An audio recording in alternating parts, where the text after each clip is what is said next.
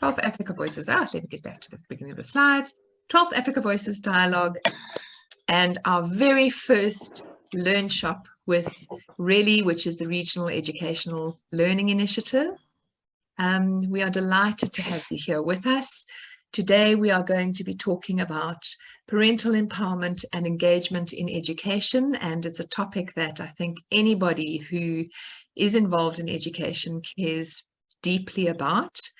And thank you for joining us. So we have some incredible guest speakers today who are going to give us some remarkable thoughts to lead us in our conversation.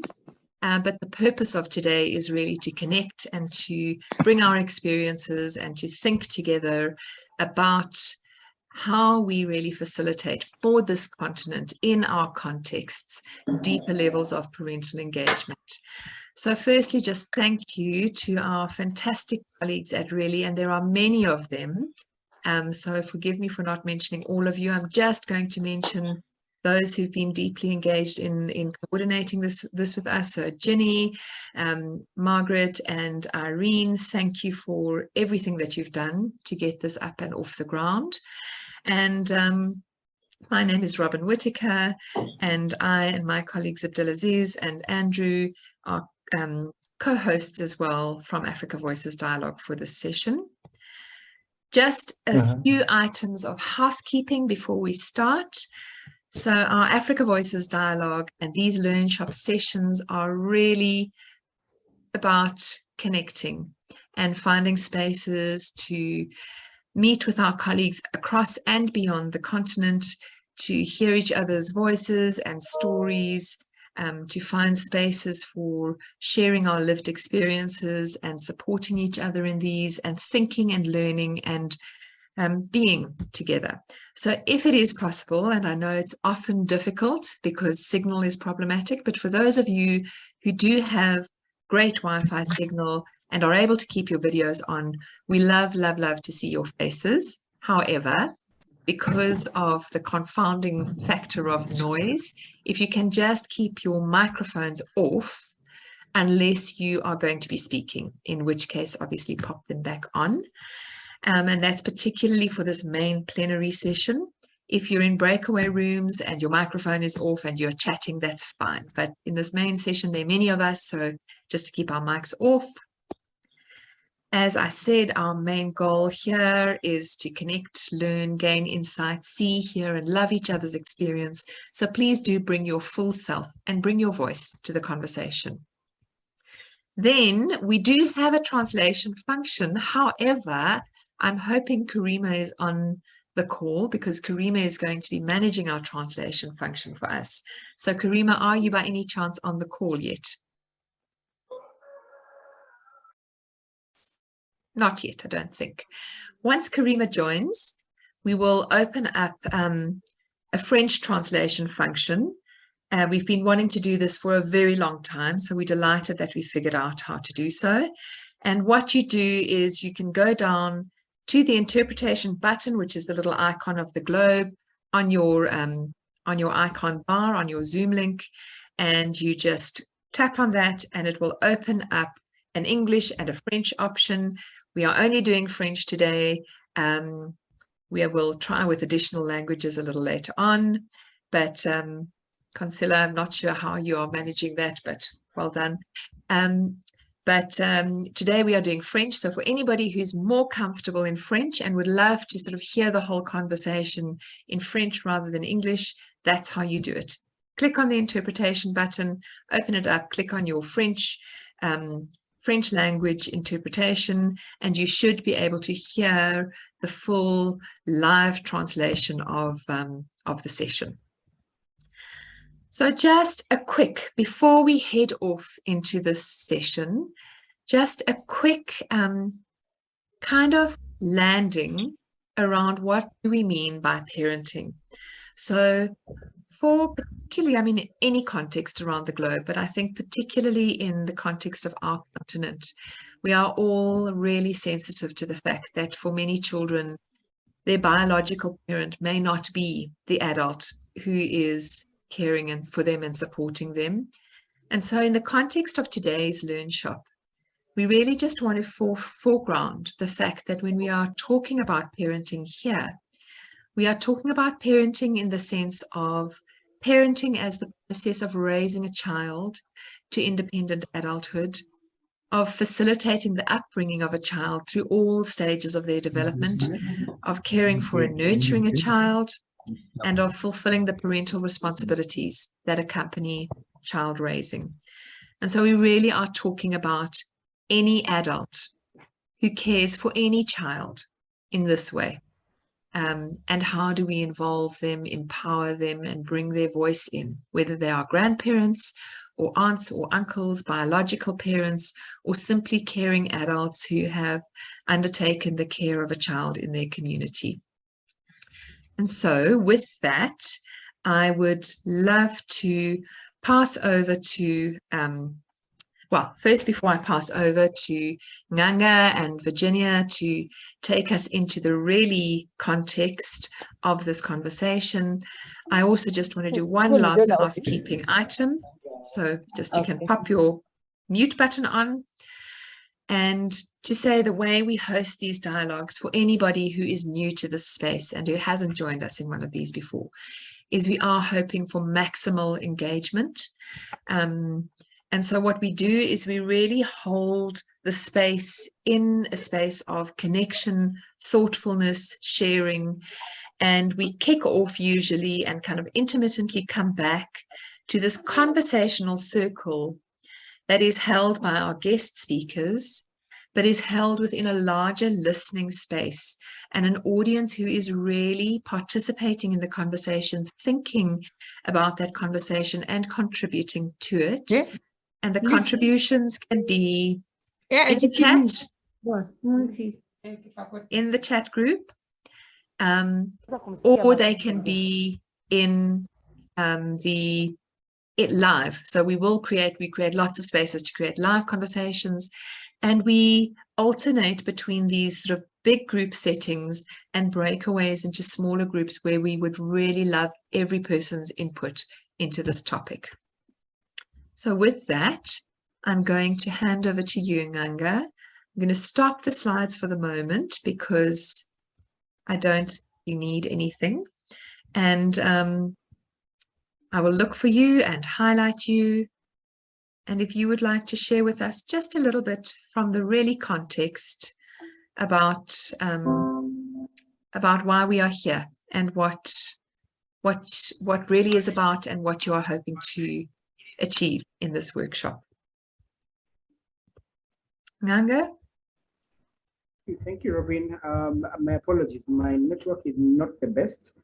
So I won't attempt to unmute my video, just in case I disappear in the process. But so excited to be here.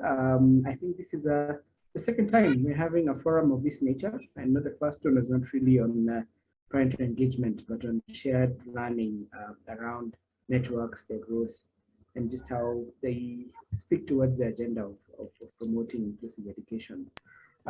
So a warm welcome to all those that have joined us today.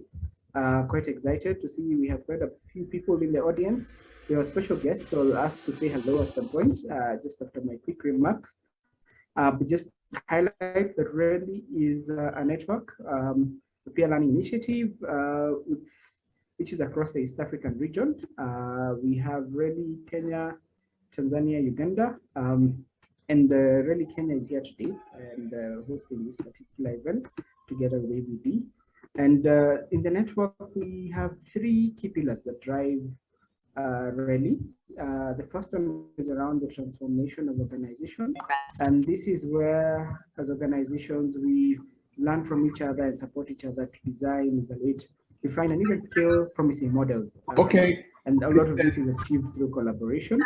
The second pillar is around the knowledge hub. And this is where together, once again, we generate learning evidence. And this is the evidence that we use to leverage scale of our work, scale of our engagements at different levels with education agencies, both at the local, the national, even at the regional and international levels. The third pillar is around the collaborative policy engagement. And this is where we work together as a network of members to collaboratively package evidence that is promoting meaningful change, mainly the focus around inclusive education. And once again, this is done across various levels, local, national, regional, even global levels. So we're quite fortunate today to come together once again to look at parental engagement. This has been an area of focus for RELI for some time. And the first phase has enabled us to really look at what RELI members across the scope have been doing around this element of PEE. We've been able to see the models that are in place, the different roles that organizations have played towards influencing policy, and all this has been documented and informed this particular discussion. We'll learn a bit more about this when Virginia comes on board, but this is the first of many to come. So please stay tuned. I can see already exciting questions that are coming on board on the chat room, and we'd like to encourage a lot more of that. So we are looking at a couple of Learnshops, and this is the first of 4. So hang in there. We may not cover everything in this one sitting, but once again, encourage everyone to be active, ask questions, contribute. We appreciate it. Fantastic. Thank you so much, Nganga. It's great to be with you on this call again and be sharing this space. And Virginia, I'm going to now pass over to you and pull our slides up again so that you can kick us off in terms of introducing our speakers for the day. So Virginia, over to you. As you can see, we've got beautiful, beautiful, wonderful people sharing with us today. Yeah, thank you so much, Robin, for this. And just to recognize, I think Nganga had alluded to highlighting some of the RELI members we have here with us. I've seen Dr. Jace Malombe, who is joining us, as well as Stephanie, amongst many other members. So just to acknowledge their presence for this session. So Nganga has briefly explained, yes, there's a lot of parental engagement that many organizations are working on, especially with regard to education, as well as in other areas such as health. But our business here today and in this session is to really narrow down to the parental engagement that results in improved learning outcomes. And as Mutheu Kasanga also started by sharing, parental engagement is also gaining a lot of traction within the many curriculums in the region. And the question is, there are many parents or guardians or caregivers who are with us, but we're still talking about low engagement. So what exactly does that look like? So in this series of learning dialogues or Learnshops, we will be exploring this subject at length. So for the focus for today is just to ask ourselves, when we are dealing with parents from our own experiences, from our own work, what exactly does it mean to get an empowered parent, an engaged parent? Which are these areas that we need to be looking into? And maybe in subsequent dialogues, we shall be asking ourselves about the how. You know, how does that happen? Who does it? How is the system even enabled to support this and give us that holistic and supportive ecosystem? So I'm glad to introduce to us the speakers from RELI who are with us here today. And one of them is Chichi Ondia, who is from Pop Council. She's a researcher and community builder, and will be taking us through some of the work that they have done around parents and just sharing with us experiences on what they have learned is critical when it comes to engaging parents to support learning. So for them, they are largely, especially interested in return to school policies for girls or for young mothers. And it'll be really exciting to hear what does it take to have parents also be part and parcel of that really critical conversation. We also have Asimbi, who is from GLAMI, and she works as a community engagement and gender and equality activist, also quite experienced in the field with plenty of initiatives also happening with communities ranging from dialogues to studies, you know, and also projects they have coordinated and implemented together in Tanzania, in Uganda, sorry. And then we have Mary Ayo. Mary Ayo is a parent in Kenya and an early childhood development teacher. She's an ECD teacher, but today she wears the hat of a parent, just to talk to us about, for parents at that level, if we really mean engagement, what has it been like for her? She was selected particularly because of her interest in education, but also her interest in building a community. She also doubles up, she does mentorship programs for fellow ECD teachers, and is one of the best model teacher in one of the counties in Kenya. So we're really hoping that from the perspective of a parent, she's able to walk us through what it really means to get parents on board and work with them at their level, at their capacity, but at the same time also helping them to advance to even more support towards learning. So thank you so much everyone for joining, and a warm welcome to the panelists who are joining us on behalf of RELI. And back to you, Robin. Fantastic. Thank you so much. I have done something wrong here. So just from my side, I am so delighted and grateful and overjoyed to welcome Rama Naidu as well as one of our speakers. Rama is the director of 6 Degree, and I've worked very closely with him for a number of years. He is an absolutely remarkable community facilitator. He's been doing this work for over 30 years. He cares deeply about supporting communities to become powerfully engaged with the things that matter to them and to develop agency, voice, connection. Just remarkable to have you with here, Rama. We are really, really happy. And I see Chakri has also obviously encountered you somewhere. So he has indicated that he's very delighted to find you. I'm sure that accidentally you may wind up in a room somewhere together. But just wonderful to have all 4 of you to share your experience with us. Before we kick off with our speakers officially, we are going to land with each other as well. And also before we do that, I just want to let you know that Karima, thank you. I see you've joined us. I've allocated you to the translation room. We are giving this a bash, so please forgive us if it doesn't work perfectly. But for those of you who would like to listen in and have live translation done by our wonderful friend Karima Orjani, you may click on that interpretation button that I shared earlier. Click on the French room and you should be finding yourself in a room with Karima, Karima's voice, and she will be able to translate live everything that's being shared. It's not going to be available for the breakaway rooms that we're going into now, but as soon as we're back in the main plenary, you can use that functionality. So we are now going to find ourselves, we're going to place us all into breakout rooms so that we can connect with each other. And we are going to really just land in the space together and think about what is it that when we return to our own childhood. So take a moment to breathe and to close your eyes. Think yourself back into your childhood schoolroom and your childhood space.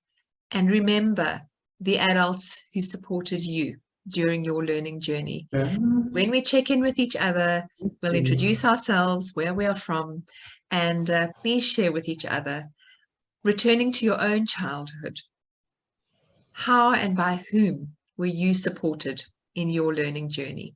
So there'll be rooms of 4 or 5. We have 10 minutes for this.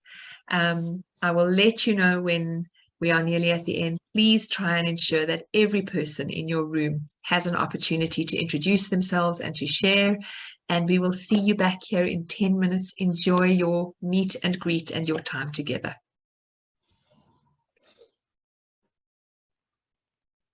Okay, the rooms are open. So I will support anybody who's battling to get into a room. I'll remain here in the main room to do that.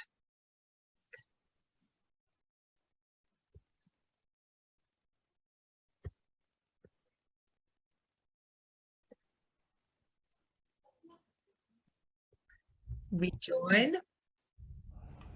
Fantastic. Welcome back, everybody.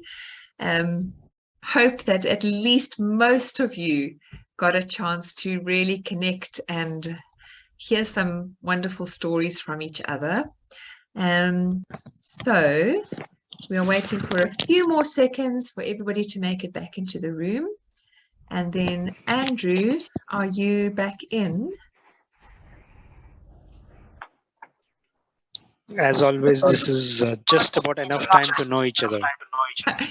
Just about enough time to feel truly resentful when you are pulled back. Yes, exactly. Yeah. Fantastic. Welcome back, everybody. And so, Andrew, if you are here, maybe you can just formally hand over to Rama to kick us off into our conversation about parental empowerment and engagement. Can't see Andrew. No. So Rama, let me formally hand over to you. I'm going to spotlight you and looking forward to just hearing your thoughts on this amazing topic. Over to you. Thank you, Robin. Thank you, Robin, and good afternoon, everyone. It's an absolute privilege to be with all of you on our continent, taking responsibility for our own education and how we get engaged.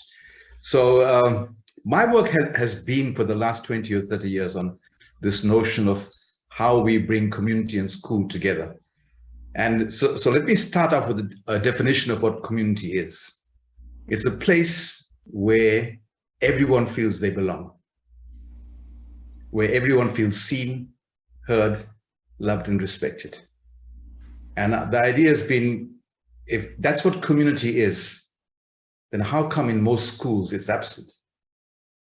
What's the disconnect about? Why are we battling to engage parents in the future of their children when the engagement should be absolute? Our meetings should be packed. Everyone should be engaged. But in South Africa, anyway, we see a clear disconnect between the community and parents in the school. And my experience has not come from books. It has come from talking to many members of communities over the years and from the ancient wisdom of what exactly is the issue here. And a couple of things that I think when we speak about community in school and parental engagement that we need to unpack and be aware of as we go through this day with all the different speakers. And the questions are more a space for us to reflect on how we look at school and community and education in the African context. I think my sense has been that one of the issues why parents don't engage with schools is not because they're not interested. It's because of how we choose to engage them. If we choose to engage them as people who need to be fixed up, who are broken, who are not educated, who we have to teach as we teach a child, then we don't get engagement. We get spectators. We get people who are not connected to the school in a powerful way, because if there is real engagement, it means I speak to you as an equal. It means that all voices have the same power. And the sense in our system today is that teachers and educators still take the role of expert, and parents become those who need to be taught how to be better parents, how to be empowered, how to take better care of their children. And my learning has been that there's ancient wisdom here. Even the stories we shared in the breakout room of how people were supported. Their grannies played an important part. They were not educated, but they played an important part. Their peers, their mums, their uncles, their aunts. So teachers were mentioned very rarely, actually, which is telling for us that there's a support system in the community that's waiting to be invited into the school in a different way, to be engaged. So I think before we start asking the question of how do we engage community, we need to ask ourselves, what do we need to be doing differently so that parents feel that the education, the school, the community, and the future is a space where we all walk together towards. We need each other in that space. It's no longer a future that's predictable. I think COVID's taught all of us that. Thrown us all back to zero. So in fact, experts are not so useful after all.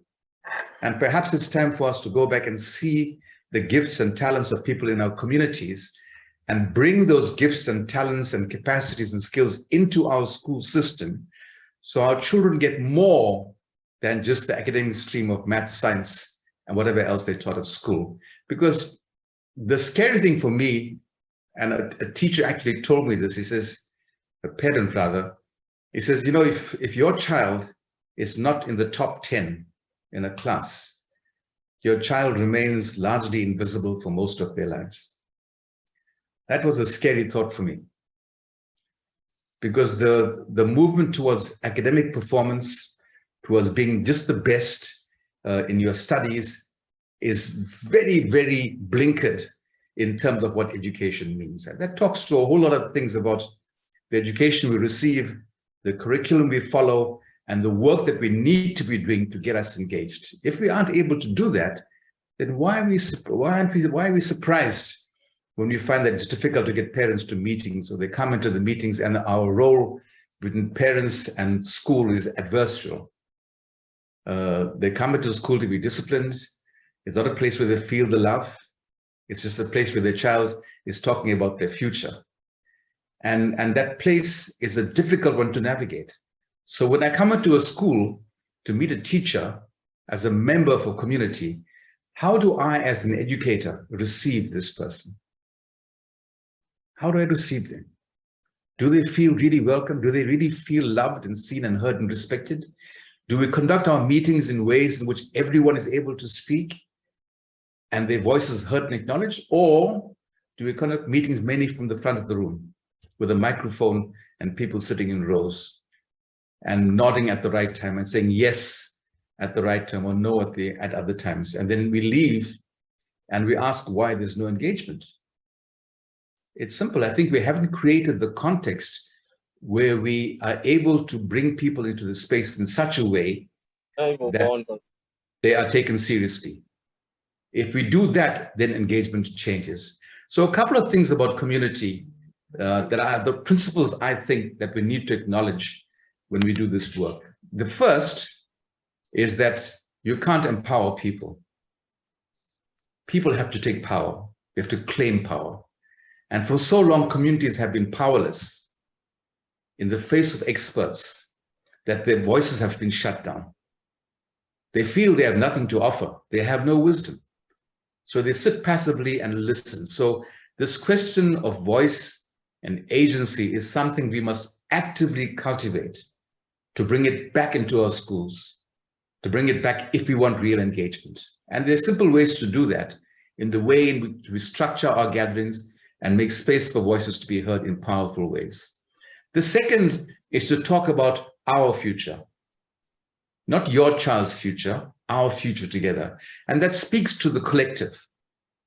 I think what's happened in the world is that the fragmentation has caused more of the I take care of my child and myself, rather than the we. And we've devalued associational life. We've devalued the fact that I still need my neighbor to help me raise my child. And someone said in the chat, it still takes a village to raise a child. And what does that mean for us? And it's those kind of conversations that we need to be having at school. Yes, we can speak about curriculum, but we need to speak also about the things that speak to the emotions, to our culture, to our dreams, to our possibilities, to our fears in powerful ways, so that we can start to walk together towards this future. And the notion of the collective we does not happen because people say you are a community. It takes work. It takes work, especially from those of us who have power, who have position, who can lever it, who can organize meetings differently in terms of engagement. And if we're able to do that and not simply see parents as at the other end and people to be fixed up, I think the couple of tick boxes for us means that parents come to meetings with the notion that they will be engaged. And they will come into the meeting because their voice is heard and they are seen. And once that happens, a new trajectory is set for engagement, because they then have a choice of how they see that future, and it might not coincide with the one that we see. The third element is that community has numerous gifts, assets, skills, capacities, passions, and they remain largely invisible. They stay outside in communities and we aren't able to see them. What better place than a school to bring the talents and gifts of our communities into a space where it can be seen and appreciated, and more than that, supplement and complement what's already happening in our schools. So we can introduce into our schools art and dance and song.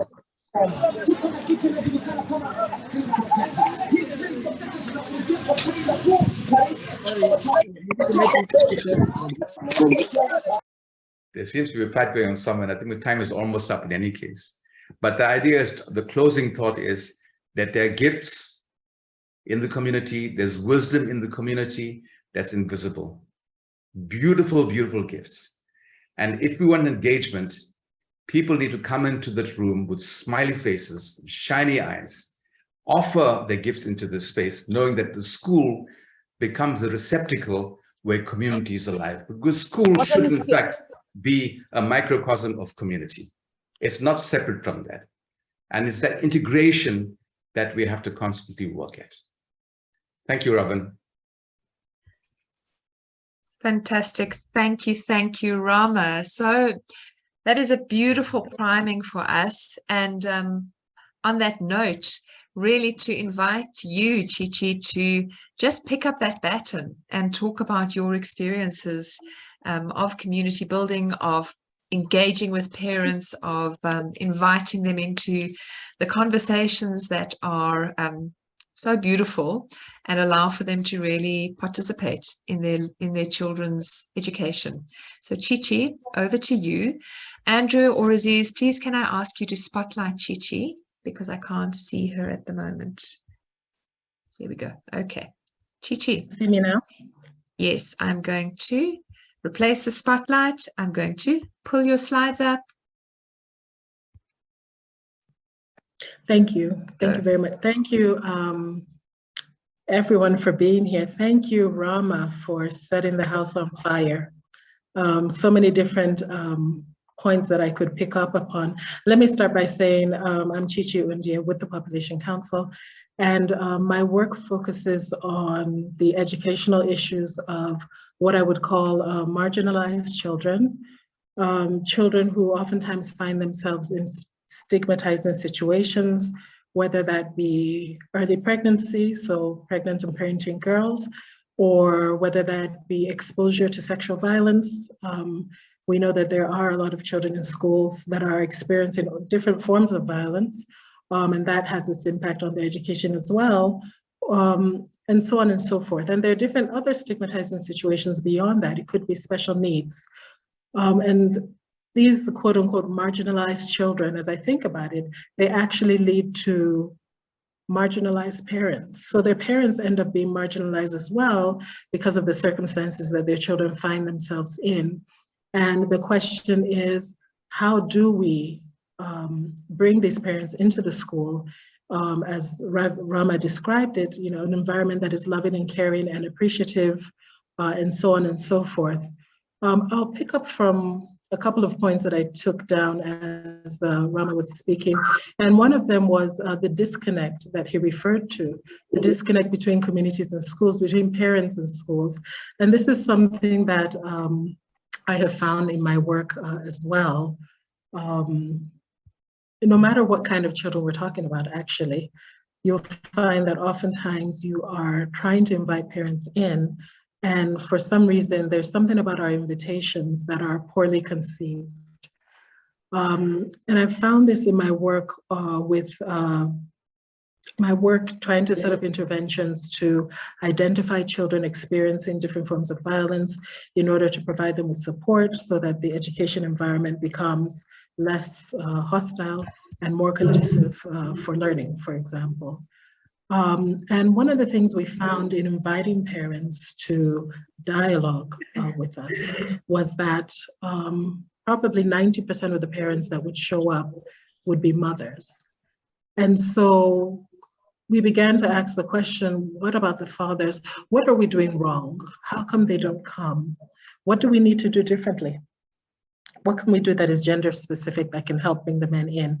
Now, right now I'm referring to some particular work that took place in Nairobi.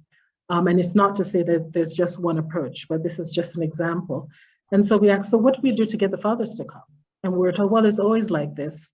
So what do we do then? And the perception we have is that when parents don't respond to our invitation, they're bad parents, they're uncaring parents. But as Rama indicated, that's not necessarily the case. It's really about how we issue the invitation. And so we were told, well, what brings men together? Men come together around what we call a goat eating in Kenya, where you get a goat, slaughter it, roast it, and it's a men's only kind of forum, a men's only kind of meeting. So we said, okay, we worked with the school and we organized what we called a Father's Day, men only, and it was going to be a goat eating.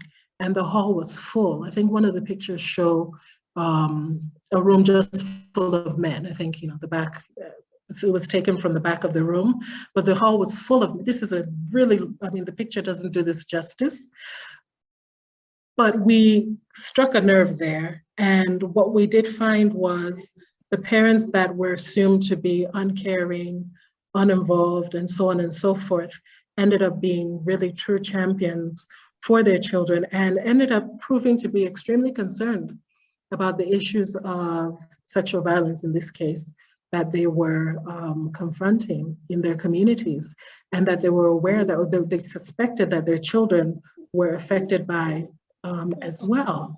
So that's one thing that we need to get right. In order to engage parents, we need to target them properly so that they actually do come. And if they're not coming, then there's something that we are doing wrong. And then it's about listening to parents when we do get them to respond, providing that listening ear. Because oftentimes what we don't realize in our interventions to support children's education, we sometimes forget that parents have their needs too. And what we're finding in different education projects that we run at the Population Council is that parents have their own psychosocial support needs as well. So we're thinking of setting up interventions, let's say for girls who got pregnant early and dropped out of school as a result. And we're doing all kinds of things to promote their reentry, to make the school environment more conducive for their reentry, so on and so forth. But what we've realized along the line is parents end up being traumatized by the situations that their children are traumatized by as well. And oftentimes they need some level of psychosocial support in order to do better. And oftentimes they want to do better, but don't have those supports available. And so what we have now started doing is building such support into our interventions. After this particular dialogue you see up here, where we were talking about introducing a sexual violence intervention, a sexual violence screening intervention, lots of parents pulled us aside to say, I think my child has been raped and I don't know what to do about it. And so I haven't said anything about it. And I think I need counseling because I don't know how to deal with this.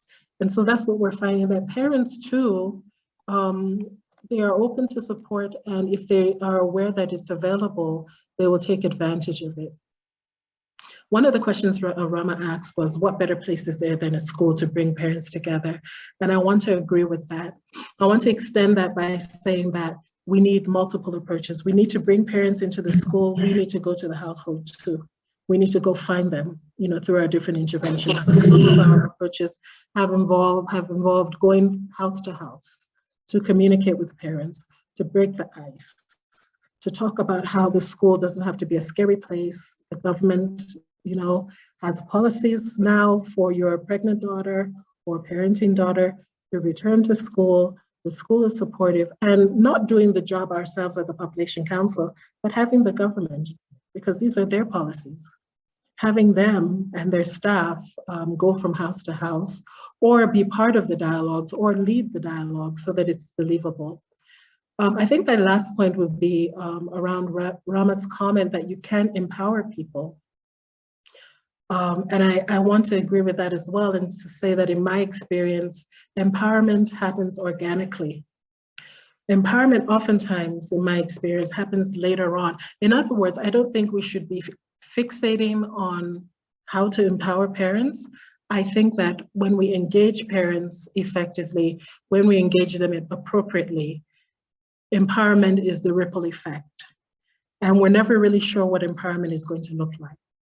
In the case of the child sexual violence screening intervention in schools, empowerment sort of took us by surprise. It was not part of the scope of what we were thinking about, but the ripple effect of having these dialogues in school, it really spilled over into the community, and parents became almost like community activists, taking charge of perpetrators, the perpetration of violence in their communities, and so on and so forth. And this had little to do with us, frankly. You know, all we did was plant a seed, and that's something that germinated and spread far beyond the schools. And this was really a positive, unintended consequence. I think my last word would just be that probably everything I said so far, if I could encapsulate it into one word, it would probably have to do with communication.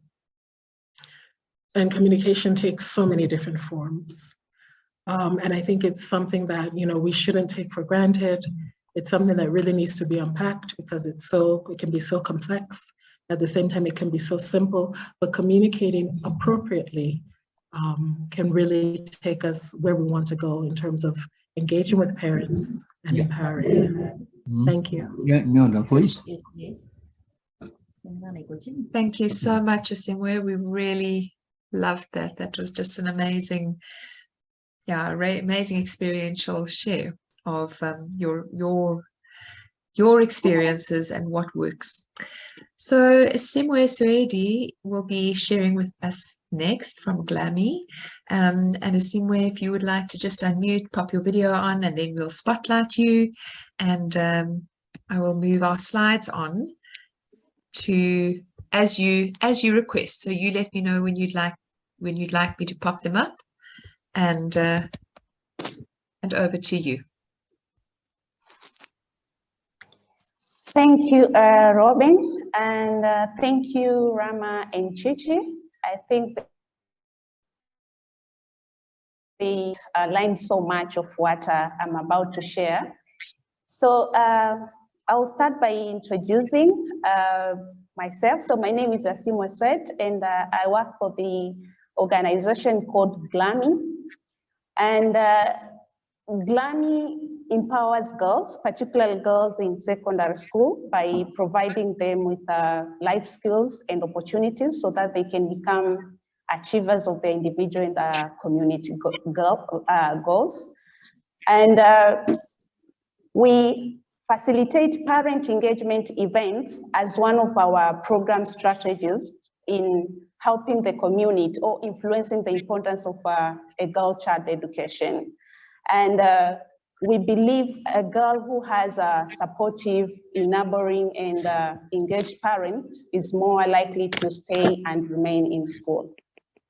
So now, in reflection to what we are discussing today, parental engagement and parental empowerment and engagement, the good thing, I think our introduction started with all of us to recall our childhood memory.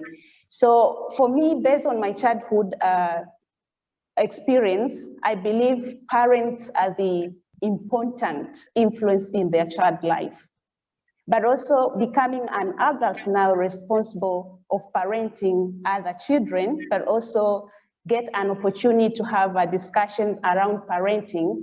I have come to realize that the intention among the parents to engage in their children learning is there, but due to some of emerging economic, social, and cultural practices, it has led us, or it has raised a need of us observing what is happening and what is not happening in regard to parenting, but also on what is already happening. What are the strengths that we have in parenting, and what are the gaps that we are observing in parenting? As a parent engagement facilitator, have learned so much by running or organizing these sessions with the parents. And today I will share only two that I think work. And I think Mr. Rama and Chichi have felt spot some of the examples that I think will align with the lesson that I'm about to share that we have learned from GLAMI. And when I speak, I mentioned parent engagement facilitator. What I mean is facilitator's role is to help or set environment where parents themselves or with other stakeholders can exchange their experience, practices, or knowledge and or understanding on parenting. And all of this exchange of ideas, experience, and practices is aiming at bringing effective interaction between parents and the children. So as a parent engagement facilitator, my role is to set a platform where parents can come and exchange their practices or help each other sharing the practices that they have been practicing that can help other parents to improve their parent engagement toward their children. So the first lesson that from my experience as parent engagement facilitator has been around how best can we reach more parents.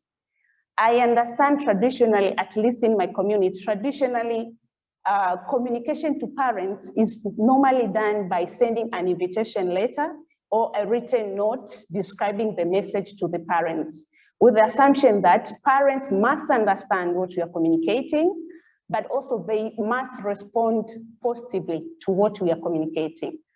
Forgetting there are other factors that can lead for parents not understanding what you are communicating in a written form.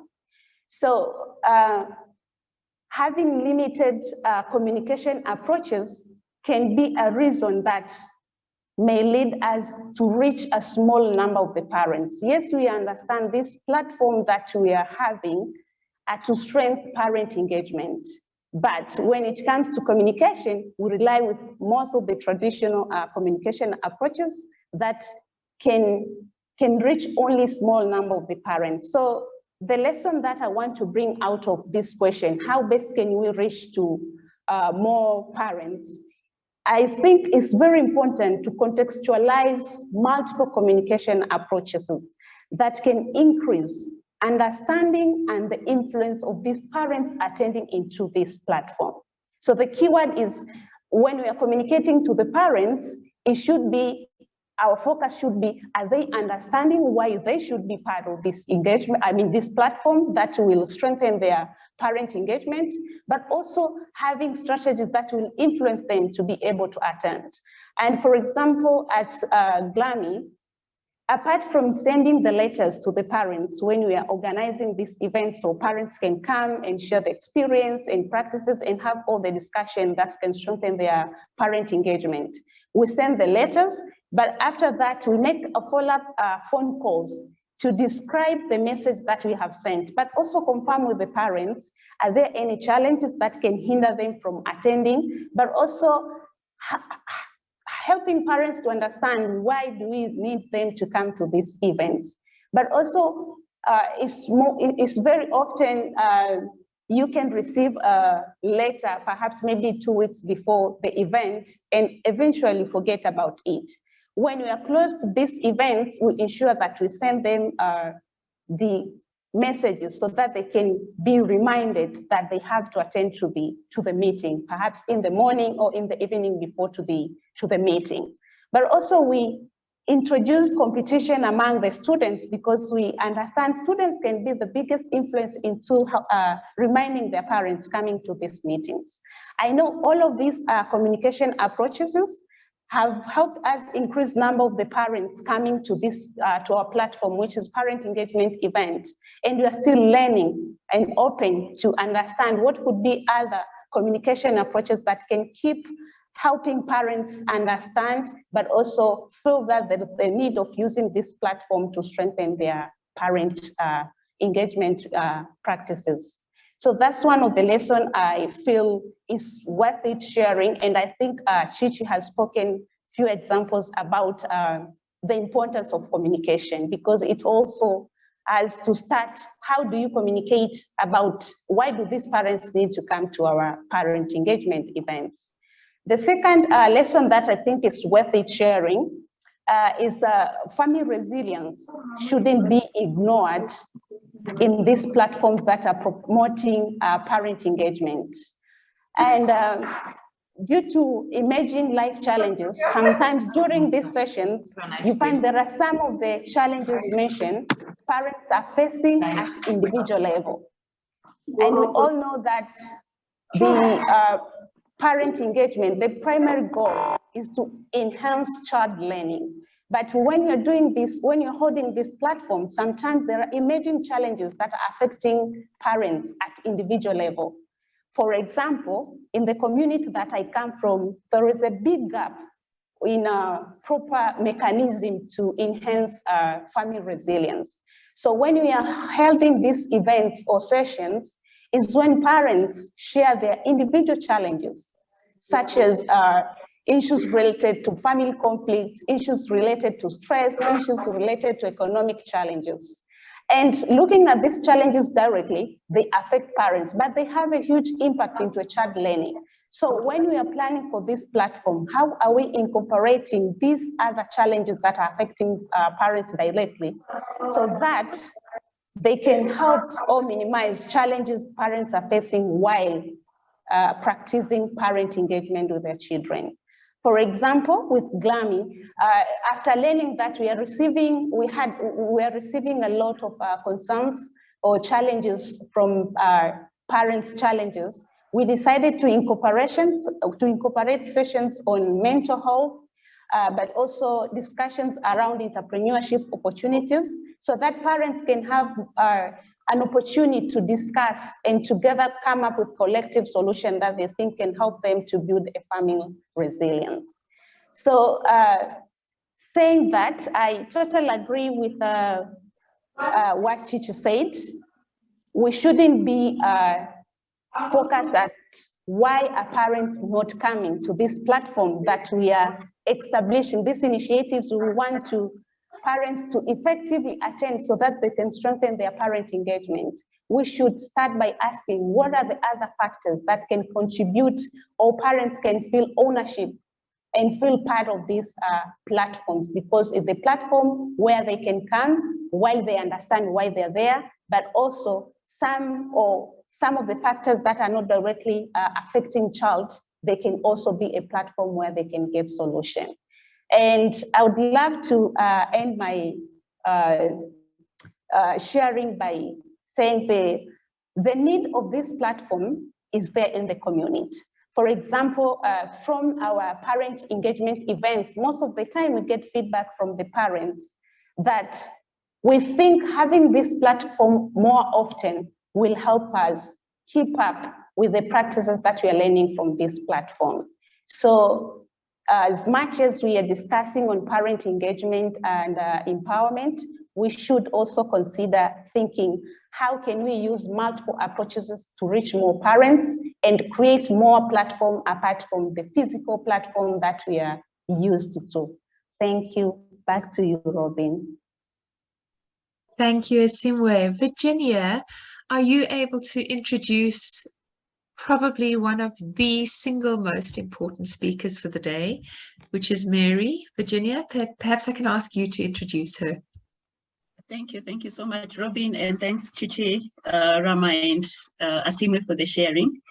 Mary, I want to hand this over to you to just share with us from the perspective of a parent, having reflections on what exactly would parents require, or what does this mean? What does this subject mean for most of the parents who are deep there in the villages and trying to figure out how best to engage? So over to you, Mary. If you can hear us, please unmute. Thank you. I can hear you. How are you today? Thank you so much. I'm honored to have you before. You're so lovely. I'm learning a lot from you as a parent as well. This is such a great honor. Well, I'm fine. I thank the Lord. I'll start by introducing myself. I'm Mary Ayo. I'm a teacher. I'm a parent as well. But today I'm just going to talk on behalf of the parents. I'm going to talk as a parent. Well, as a parent, I became a parent at a very tender age, and it was due to various issues that were unavoidable. My parents separated, and so I had to go through several hands of other people, other caregivers to raise me. So you see, I got quite a challenge of time to grow up. And by the time I was becoming a parent, I was not mature enough to be one. So I called myself a young parent. And in that process, I also started being a parent, and I started raising children. So that meant that I did have something formal that I was doing to raise, a way of getting some funds and sustain my family as well. I had to do a lot of handwork, to sustain my children, to sustain myself as well. So it reached a place where I also needed to go to school. Because time came and things became so hard, I realized I cannot be a parent enough if I cannot make sure my child is well taken care of. So I had to be a parent and at the same time a parent myself. Are you saying that? And my husband also didn't have a job. So all the weight came on me. And I just didn't have one child, I had several. Like right now, I'm a mother of 4. And the children were growing. And you don't explain anything to a child as a parent that you say, I don't have. No, children just want their lives to go on.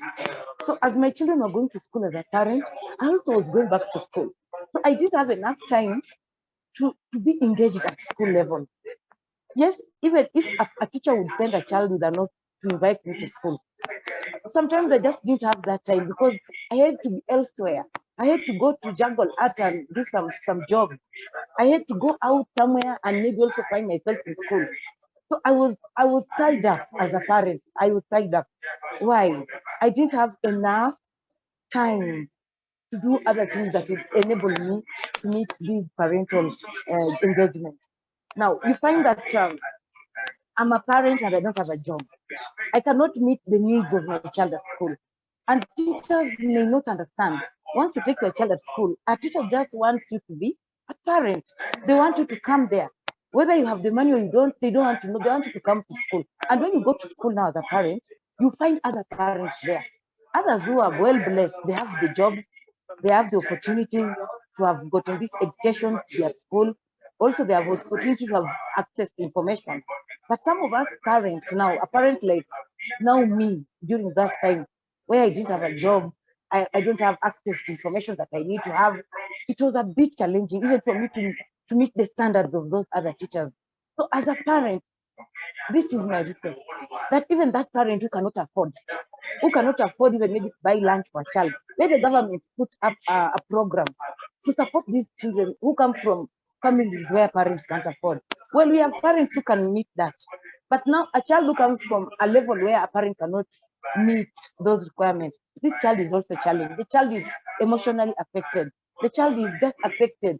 Even just giving a child a proper uniform to relate well with others is actually a challenge. And that's where most children are now getting affected. Most children just can't perform. Most children can't perform well because when they go to school where other children can meet every other thing that a child needs at school, and then they can't meet, it affects them. It affects their performance. So if a parent is affected, the child will be affected. Now, me as a parent again, most of our children are being abused at school. If I cannot produce a particular requirement at school, which another parent is producing, my child will be segregated. My child will not be given equal opportunity with that other child whose parent can afford. So as a parent, just keep quiet because you want your child to go to school. You want your child to be at school. Whether they're being denied other opportunities like other children, like the first speaker who spoke so well and said that school is a place where it's supposed to be pleasant. But in the current situation, where most parents don't have a job, like for my case, where I didn't have a job, I could not, lunchtime has come, my child is coming back home, I have nothing to offer to this child. And now at school, I cannot pay school fees on time, I have not paid the examination fee on time, my child will not be given that exam, and when they go to school, they are literally caned. You've not paid, lie down, sleep down, we cane you. Maybe you didn't tell your parents. They were exposed to very harsh experiences. And when a child comes home, they also see that you as a parent, you can't afford. So there is no need of even telling you. So parents have gone through a lot of challenges. Not like for my case, I had to go out and do a job. I had to do several other jobs such that I could not be able to even be engaged at school. Even if I was called, I could not go because there was nothing for me to offer. So by the time I was finishing school and getting this employment now as a teacher, is when I realized that there was a big gap. I thank God at least I'm making it. But there are those parents out there who still are in that situation where they cannot meet, where they cannot provide for their own children. Like now at school where I'm teaching, I have those children in my class whose parents have never even come to school. I keep telling these children, go home and come with your parents. At least let me just talk to them so that I tell them it is just good for you to be there for your child emotionally. You know, just be there because these children come to school in tatters, they are dirty, they're hungry, and they just can't mingle up well with others. So they end up being withdrawn. And these other children can't understand because they're just children. They don't understand what's going on. So I would request the government through this organization, thank God for this organization, if you could reach the Kenyan government, especially where I am, to find a way of funding these parents, to have a way of raising even some source of income, so that a parent is just a parent. The same feeling I have for my child is the same feeling the other parent has for their children. So we are all parents and we have the same feeling towards our children. And the children have a right to be loved. They have a right to be provided for. But if a parent cannot afford, it becomes a very big challenge. That's why you see there's a very big gap. Even a child will have passed an exam. A child will have passed the final exam. But this child is not able to join the next level. They end up doing odd jobs like border. They start doing odd jobs, they just become houseboys. And even becoming a houseboy, you need to have some knowledge to know your rights. So that if you're mistreated, you need to know where you're supposed to go. You need to know where you're supposed to report to. But if a parent, a parent, cannot have an access to those information, even to be engaged in various platforms at village level, community level, it becomes hard for the child. So I thank God for this forum that is bringing out that awareness that parents should be engaged. If indeed parents should be engaged. If as a parent I'm engaged and I'm given that humble opportunity and equal opportunity with other parents who can afford, I'll feel that, yeah, I'm being given an equal chance also to air my view. And however, if I'm also empowered financially, or if I'm employed somewhere, so that I'm able also to meet the needs of my child at school, because not every parent wants to be spoon-fed. Some parents, we just lack an opportunity to do something. So if parents are given something to do, even if they're given loans honorably, and they're able to do something, they're given space to do something and pay back the loan, so that they sustain their children at school, it will be very, very good. So you see that experience alone as a parent is quite demoralizing. And there are some parents out there who have just taken off, they've ran away from their children, or children have run away from home because of that scenario that is at home. So the government should come out and help these parents, and talk to the teachers at school, talk to the local leadership, the Nyumba Kumi. In Kenya, we have something called Nyumba Kumi. Let the Nyumba Kumi go out there and meet these parents, and meet these parents and educate them and enlighten them and tell them the need of why they need to support their children, why they need to get engaged even at school programs, so that there's that smooth running of events. So I would really be happy to see a situation where parents are given equal opportunity to raise their children, to have their children treated well at school, whether they can afford or not. A child is just a child. And these children, when they grow up, they are useful to the government. So I think the parents should be given a chance to get access to information that will help their children grow and be valuable people in the society. So it's to my opinion that parents should be given a platform to learn, to get to know the aspects that go on at school, to get to know the feeding program that is required at school, and as well to be supported so that they are able to meet the same. Otherwise, as a parent, if I'm not supported, I'll just be morally disappointed, and there's nothing I can do because I don't want to break a law, because I have to support, I have to pay school fees, such like things. So we thank God for this forum. Yes, thank you so much. Thank you. Thank you so much, Mary, for such a powerful conversation and for such a powerful insights. It's our pleasure to hear from you, Rama. It's a pleasure to hear from you, Chichi. It's a pleasure to hear from you, Asimo. It's a pleasure to hear from you, Mary. Such a powerful conversation. We are very delighted. And now we open this session for a reflection and questions from the audience. Maybe you have you want to contribute from what you have heard from this session. Maybe it's your turn. It's your turn, maybe, to contribute. This one will take only around 5 minutes. Then we go to breakout rooms. Any reflection, any question from what Chichi, Rama, Asino, and Mary have touched on? Just pop your hands up and we can hear from a couple of people. And then we're going to go into breakaway rooms to reflect on this again together before we come back. I see Liza reflecting. She's reflecting deeply.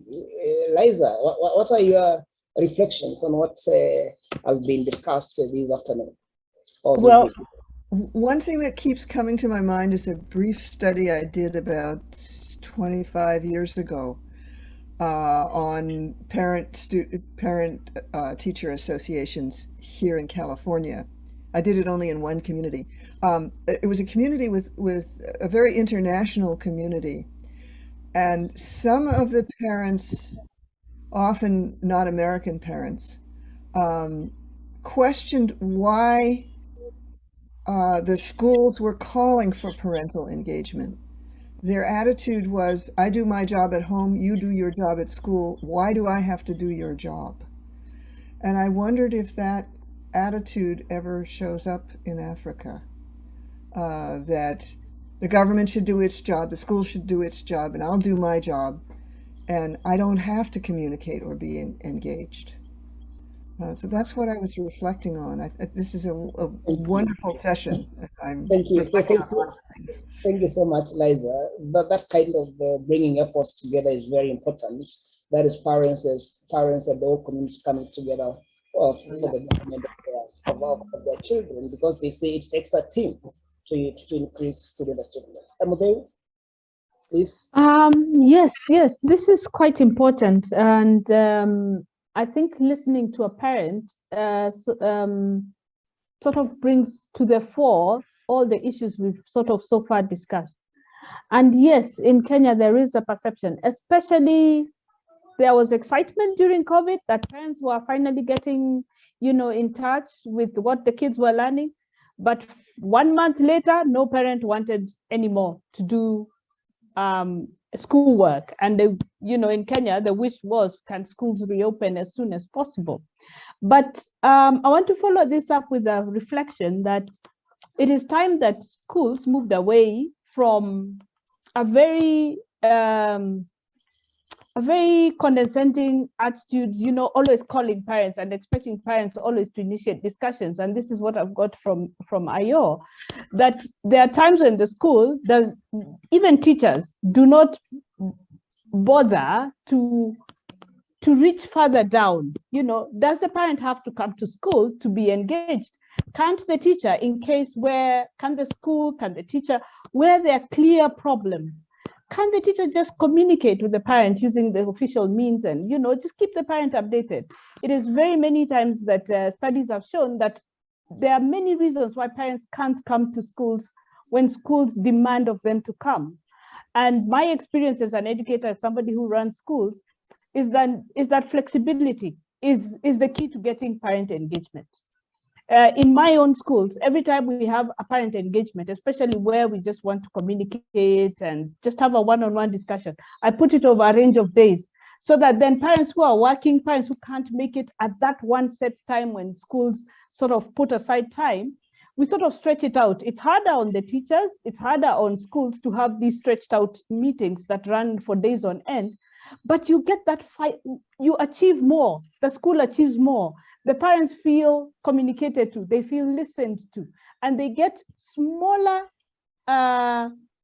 meetings where they get to actually discuss their children in a more focused manner, rather than the typical. In Kenya, we tend to have a day, and you tend to have a meeting like what was showing on the screens earlier, where parents are on one side sitting and the teachers are standing up on a high table and talking down to them, and that the parent representatives are the only ones who get an opportunity to actually represent some of the parent issues that occur. So many parents do feel with time that these meetings don't communicate to them. And I think we need to move away from that and agree that that we need to think deeper. And I think, harking back to research in America, there's now a movement to actually call it family engagement, where we have schools doing a little bit more, especially where schools are operating in communities with difficulties, where schools actually take an active role in the community. And with our changing times in Africa, where the consensus here is that that it seems that the villageness, where kids were brought up by a village, seems to have fallen apart. That we can bring back that village ownership of the school and the children in school, by schools just actually throwing themselves back into communities that they exist in and trying to be concerned and aware of the issues from a parent level, from a family level.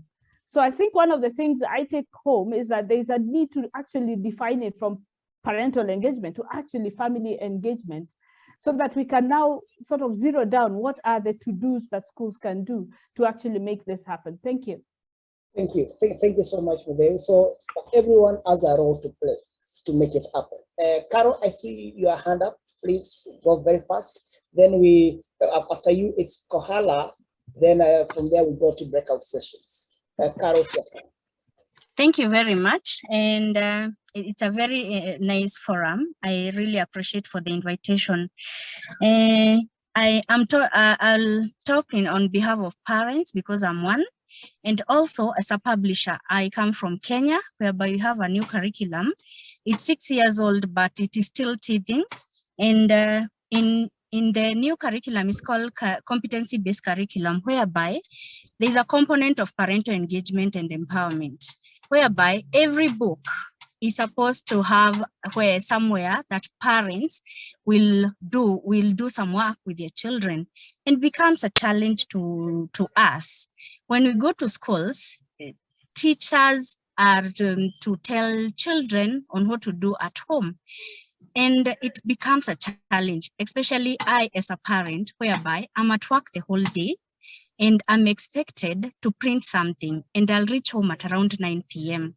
So I feel a great challenge. At the same time, as a publisher, if you don't put that section in the books, then your book won't be approved. And you need your book to be approved by the Ministry of Education in Kenya. So kindly assist there. Thank you. Thank you. Thank you so much, Paula. We have listened, we have heard, and we shall work together to ensure that those grievances are attended to. Kahola, please, after Kahola, Robin will send us to different breakout sessions for around 15 minutes, where we shall interact, engage, and answer a few questions before we go back. We will come back to the main plenary. So, Kahola, it's your time. Maybe a minute or two.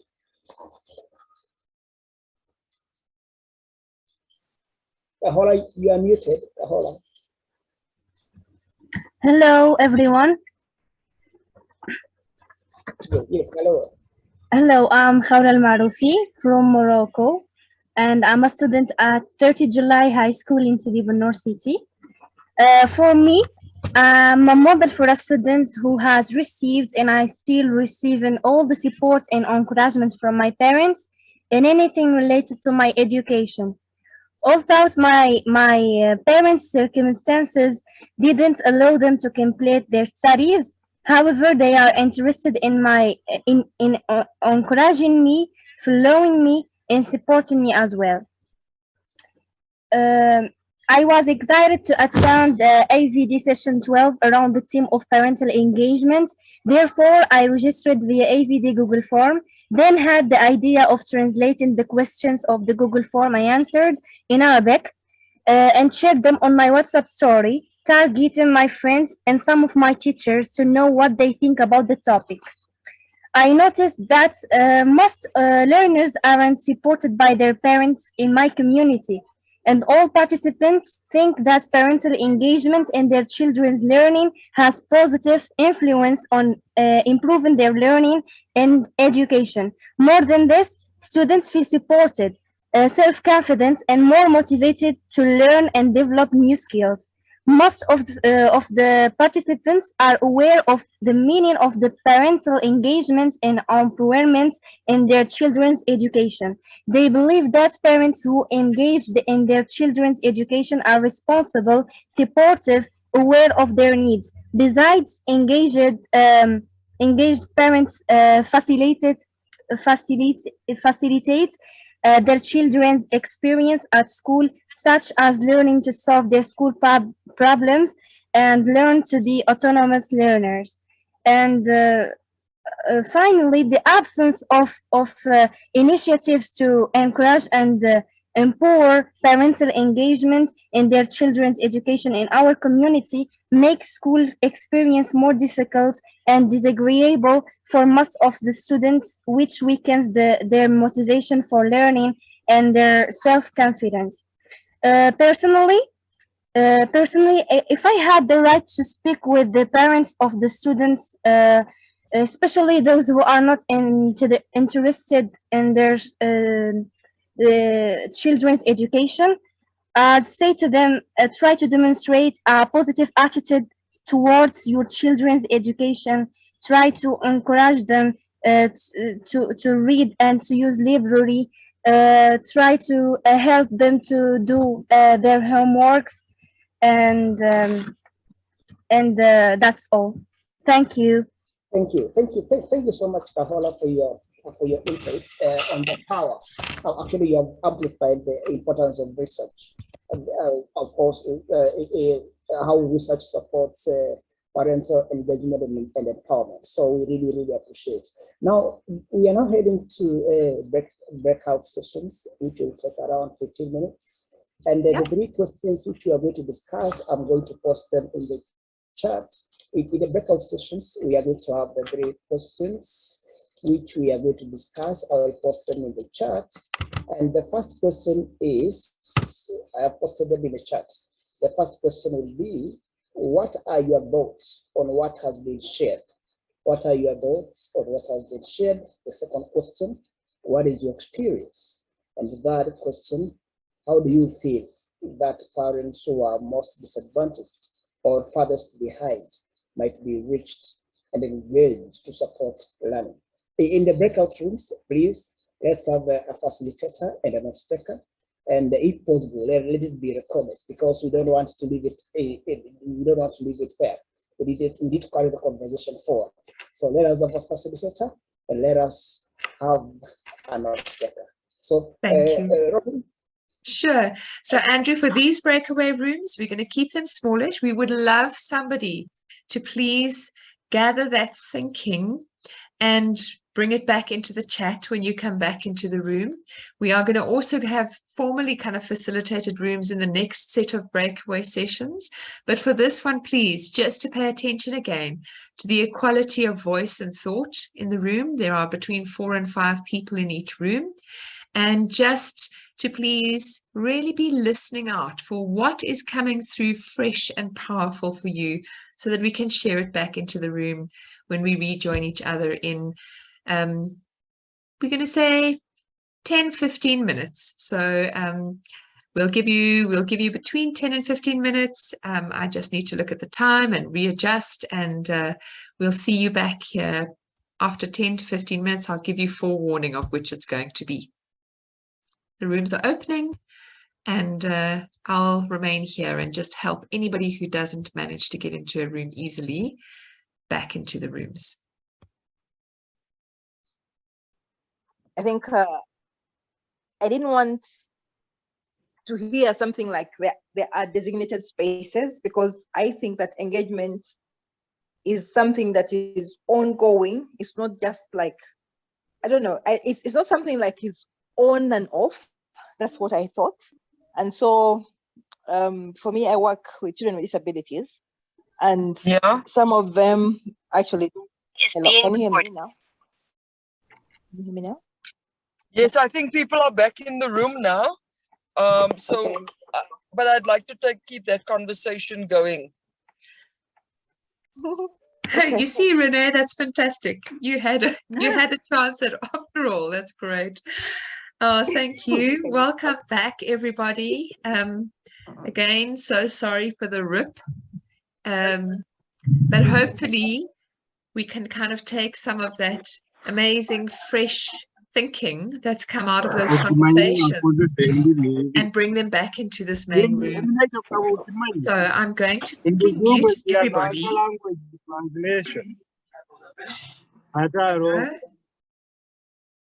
And I didn't mute myself. That's great. So just say welcome back.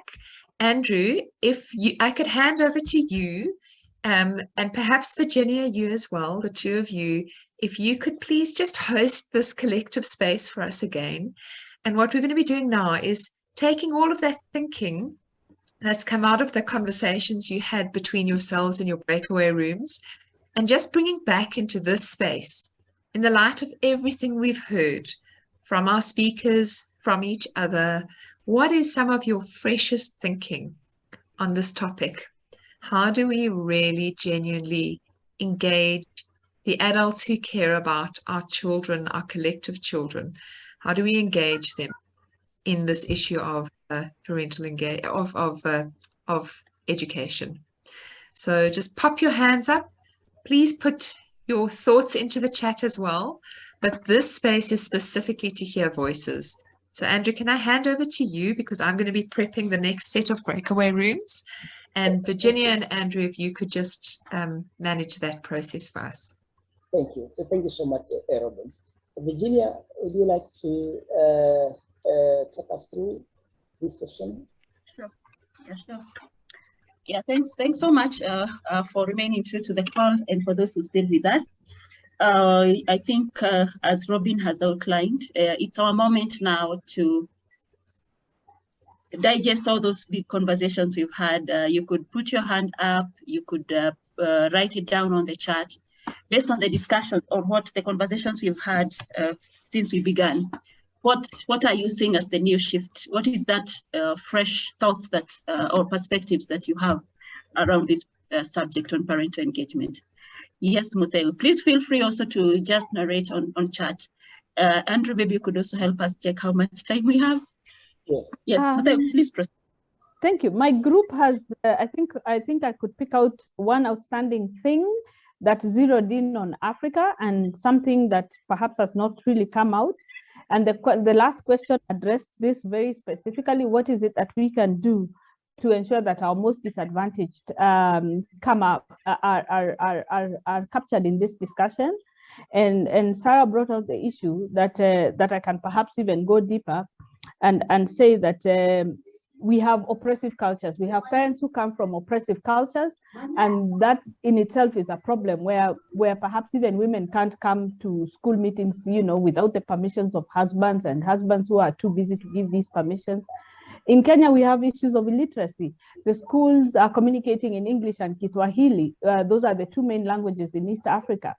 And the parents may not be able to speak these languages. In Kenya now, we have an parental engagement framework that then brings in, that pulls in from research, especially in America, where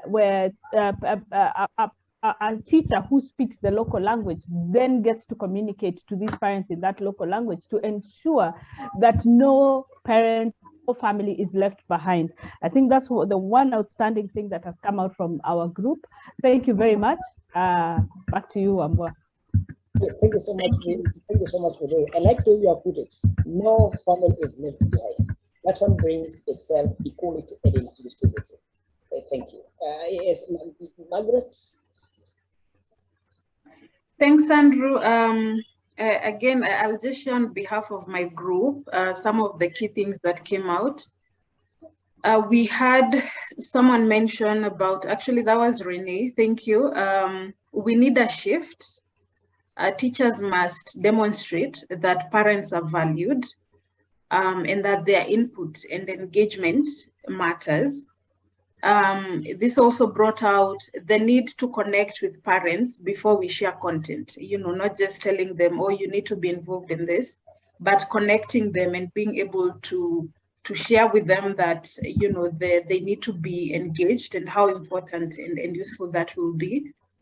There was also something to do with context, whether it's understanding the language that the parents understand and comprehend, the background from which they're coming from, the situation in which these parents are, and understanding that now you can contextualize and be able to engage them effectively.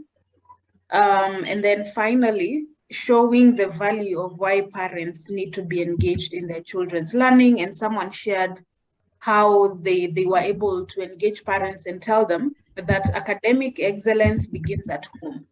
And your involvement in your child's learning contributes directly to their academic excellence. Yeah, thank you. Over to you, Andrew. Thank you so much, Margaret. I like the way you have put it, academic excellence. If it starts well, it ends well.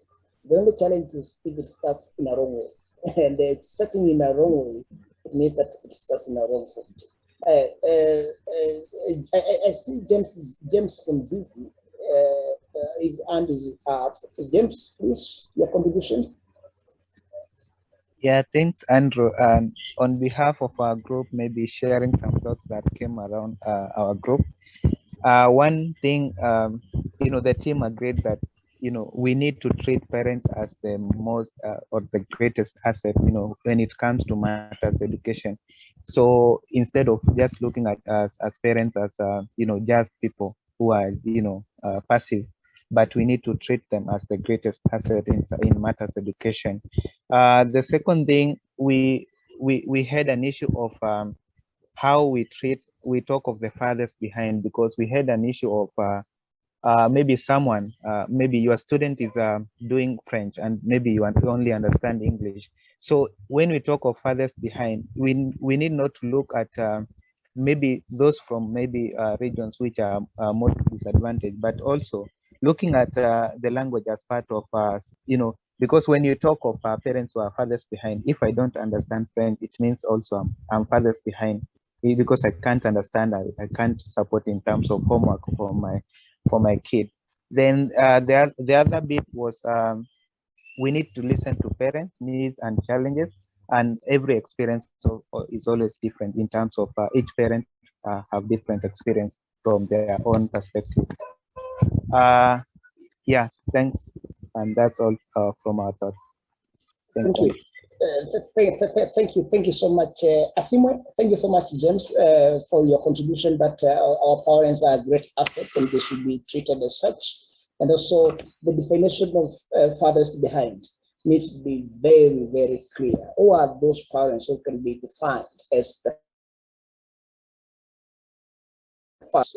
A minute, then Virginia will take over to hear our insights. Thank you. So on behalf of my group, so we came up with key points in reflection to what we heard from the sessions. So the first one was about sometimes we assume parents who are farthest behind are the only ones who are struggling with the communication, or we have communication challenges with them, and forget that even those parents who are more privileged also have communication challenge. Sometimes you can communicate about them perhaps to be engaged, but because of their busy schedule and everything, they might not be able to attend. So the way forward on this was thinking of this parent engagement, it should be inclusive in social economic status. The other thing that came out was about understanding the challenges parents are facing and not taking granted of the group sessions that traditionally held for the parent engagement. The other thing that stand out was about schools are not involving parents enough. And a good example that was provided was about the curriculum in Kenya, where parents are just told what to do and they have to do it. But there is not a lot of involvement for them to understand why they have to do what they are doing. And the other thing that stand out was about the pressure on academic performance, but it seems from this session is where we have been able to reflect about the well-being of the child and other challenges, but in the field, or mostly the focus of engaging the parents is on academic performance. So those were the key things that we had in our group. Thank you. Thank you so much, Asimo. Did you know your insights on what has been shared by the 4 or 5 participants? Yeah, thanks, Andrew. I think for us, it was, having understood this very important topic is 2 things emerge. One is, how do we conceptualize holistic programs, not only programs that are geared towards children performing better, but also programs that look both ways. You need the psychosocial support for the parents. You need to look into the livelihood issues, all these spaces and resources that you're talking about within the communities. How do we exploit them on these various dimensions to make sure that our parents own this process, excited about engaging? And the other one is strategies. We need to be very smart on what is it we are asking parents to do. Why are we asking them to do it? How should they do it? So, having very specific, the question of parental literacy, the fading away of traditional roles and how parental engagement needs to adapt, all these are issues that we'll be contending with. So what exactly does it mean when we say that these parents need to be engaged? We need to define the tools.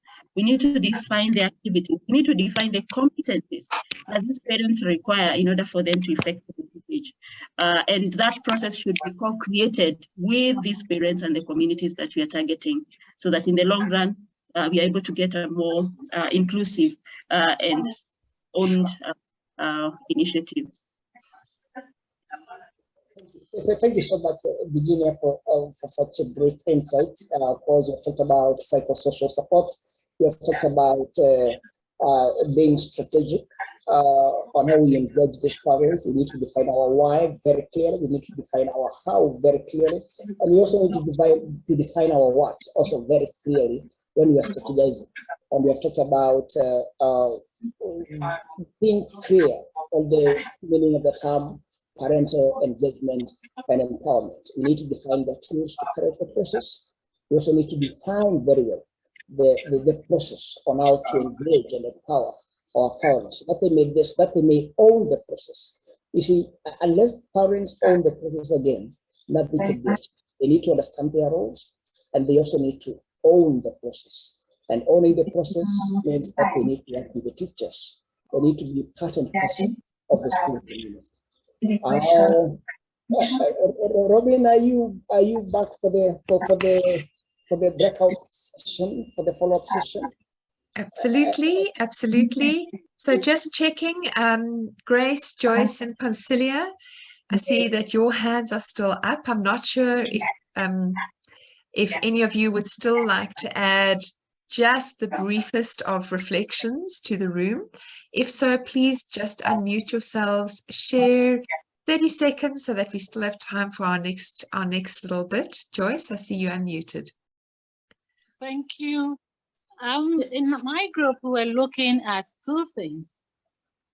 Here in Ghana, what I can see about parental disengagement is from 2 perspectives. One, when we go to the rural area, most of the parents do not have that level of education that we wish. The literacy rate is high, so they are sending their kids to schools just because it has become the norm. Every child is going to school just because education has become affordable. So they didn't have that training, they didn't have the exposure, so they are not able to offer any such. And then back to the urban sector, where we see parents highly educated, but job pressures, they have become too busy. So they may seem as though they are disengaged parents, but really that may not be the case. So again, probably we want to see how we can define the factors to bridge these two gaps. Thank you. Yes, Thank can you, I Grace. add to what both have said, please? Yes. Carry on, Grace. Okay, thank you. Yes, to what also Joyce have shared, and we have some of cultures that prohibit parents be close to their parents, such as the pastoral areas. A male parent mostly is not that allowed to be close to the girl child. So following at some time on his child performance at home could be a problem for a parent to follow up. But I have also seen that due to our organization intervention that there is a gap between the parents and the teachers. And sometimes because parents are not being engaged, and the same time parents would love to be engaged. So due to the initiatives now, they have started like forming parents and teachers associations to some of the schools we are working in Tanzania. And the good thing is just that the association have been amazing. Some of the association have come up to school asking up of their children performance, and some of them have solved out some of the issues that are happening to their children at school, like the water problem in the school. So what I feel like is like the way teachers encourage children, encourage parents to come up and pay school fees, should use the same strategies to insist parents to come and follow up on their children's performance at school. The friendship between the parents and teachers should be emphasized. Thanks. Thank you so much, Grace. That's fabulous. Just one thought. So I popped into a room with Joyce and Winnie, and Joyce Malomba was commenting, and I think this is a really powerful comment, that we really need to be conscious of when we're engaging with parents and we're asking them to engage. Are we practicing extractive behavior? So why are we asking them to engage? Is it for us? Or are we genuinely thinking about their needs and their children's needs, and how we can engage them in a way that's going to meet their needs and meet their children's needs, and not be about what the school needs or what we as teachers need, or what the education, what needs to be done because it's mandated. And that was really powerful. So thank you, everybody. Andrew, yes? Yep. I see Conceala's hand up. Maybe 1 minute, Conceala. All right, Conceala, if you can quickly share with us.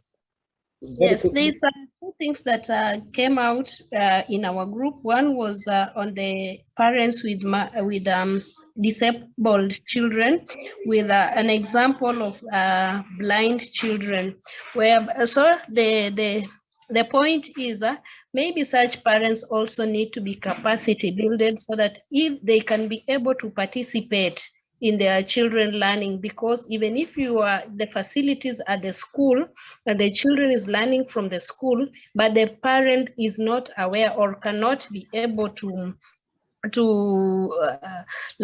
help that child, it becomes a bit of a challenge. And then another thing was on parents who are far behind, and we are looking at the marginalized parents, where we are saying the point that came out is maybe we can come up with the strategies that can resonate with the local or with the environment, because as much we will be talking of equality and equity, we cannot just scrap it out as something which can cut across. So for the parents who are in marginalized areas, there need to be strategies to reach them that resonate or that can work in their environment without leaving them behind, or without using sophisticated strategies that will marginalize them further. Thank you. Thank you so much. So such incredibly rich thinking. and why we are doing 4 of these Learnshops, because this is not a once-off, how should we do it? It's a kind of let's think and think and think and maybe practice in between and see what emerges. So we are now going to go. Thank you to those of you who are still with us. We have 54 people still with us, which is remarkable. But we really would like to invite you all now into a completely, well, something of a think tank space. And so we're going to invite you to really go. We've placed you into rooms. I'm sorry, we can't allow you to choose, but I've put you into rooms, and there are 3 categories of rooms. So there are 2 rooms in each of these categories. And in each room, there will be somebody who will hold the space. So not overtly facilitate, just hold it and encourage thinking and maybe bring a couple of prompting questions. So now our first theme around communication and invitation, Rama will hold one of the rooms, and Margaret will hold another of the rooms, and in each of them there is somebody to help us with just capturing notes and some of the thoughts. In the second room, Chi will be looking at collaboration, and so will Andrew. So Andrew will be hosting one of those rooms, Chi the other. And in the third room, we're going to be thinking about capacity building for us or for educators to understand how to engage parents better, empower parents better, and capacity building to support our thinking about how we can find ways to build the capacity of parents to engage as is easy for them and as works for them. And so just some sort of priming questions for each of those spaces. So in terms of communication and invitation, to think about how can we consciously create spaces that invite parents and families and caregivers and adults who care about children into the school, make them feel welcome, and invite their contribution. So for those of you who are in that space, a little bit of a priming thought. In the second, what are the most important things which parents and those adults who are caring for children can do for them to support them with their learning? And that can be really out of the box. So, thinking about collaboration. So how do we work together alongside with each other, and what support, what could be done to best support children? And then lastly, in terms of capacity building, again, how do we build our own capacity to invite parental involvement and engagement? And how do we support parents' capacity, families' capacity, adults' capacity to engage and bring their gifts to the topic of education? So you'll each find yourselves in one of those rooms. The facilitators in each room will help you just get into those questions. We're going to have 15 minutes in the rooms to talk about these topics. Please, again, think through what is the freshest thinking that comes through for each of you. So I'll open the rooms, and then we'll see you back here in 15 minutes. I guarantee the time will fly. Cheers. I'll be in this room and helping anybody who needs to get into one of the other rooms to get in.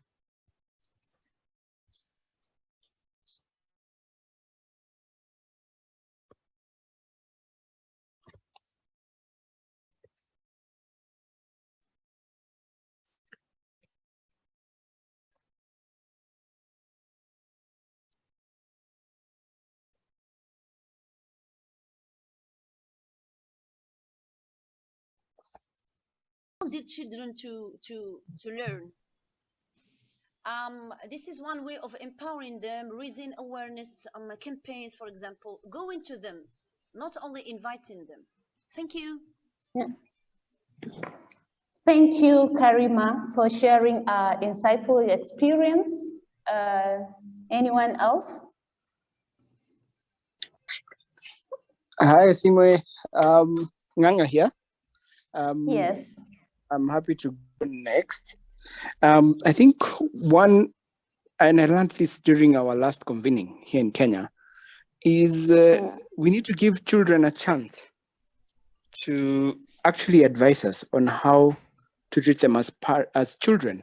What was very interesting was to follow a debate between them, where we as parents were of the opinion that we should give fair rewards at the end of a school term, pegged on the reports that are brought home. And the children came back and said, no, I don't think that's the right way to do it, because I, as child A, have worked for my grade and have gotten the higher grade. If you give the same kind of reward to my sibling who didn't work as hard, what you're trying to convey to me is that I will get a reward whether I work hard or not.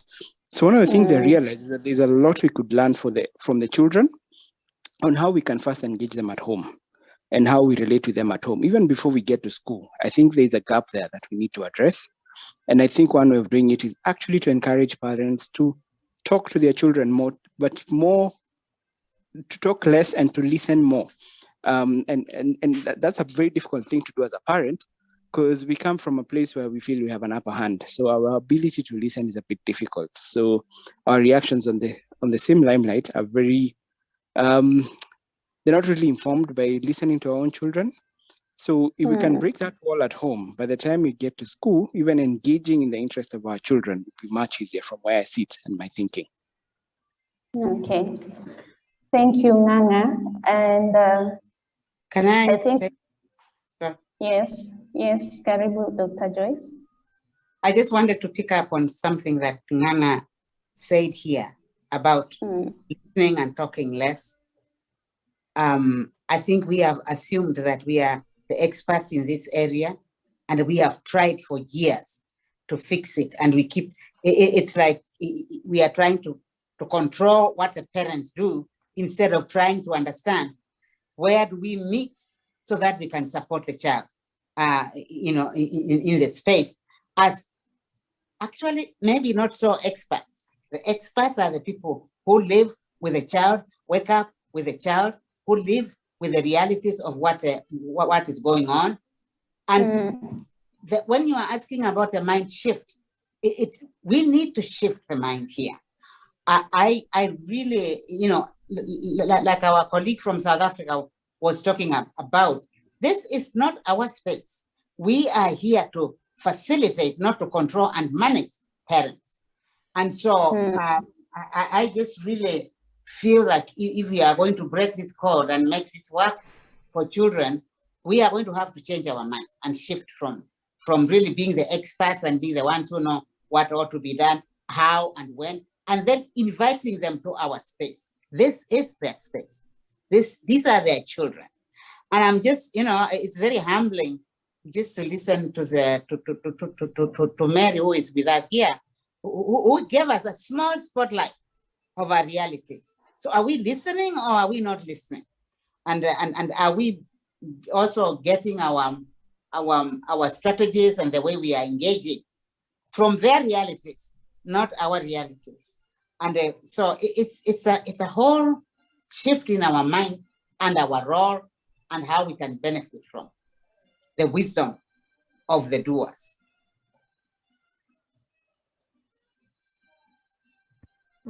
Thank you, Dr. Malombe, for that insight on like the platform should be of listening more so that parents should be the one talking and for us to talk less, but also our role is all about facilitating.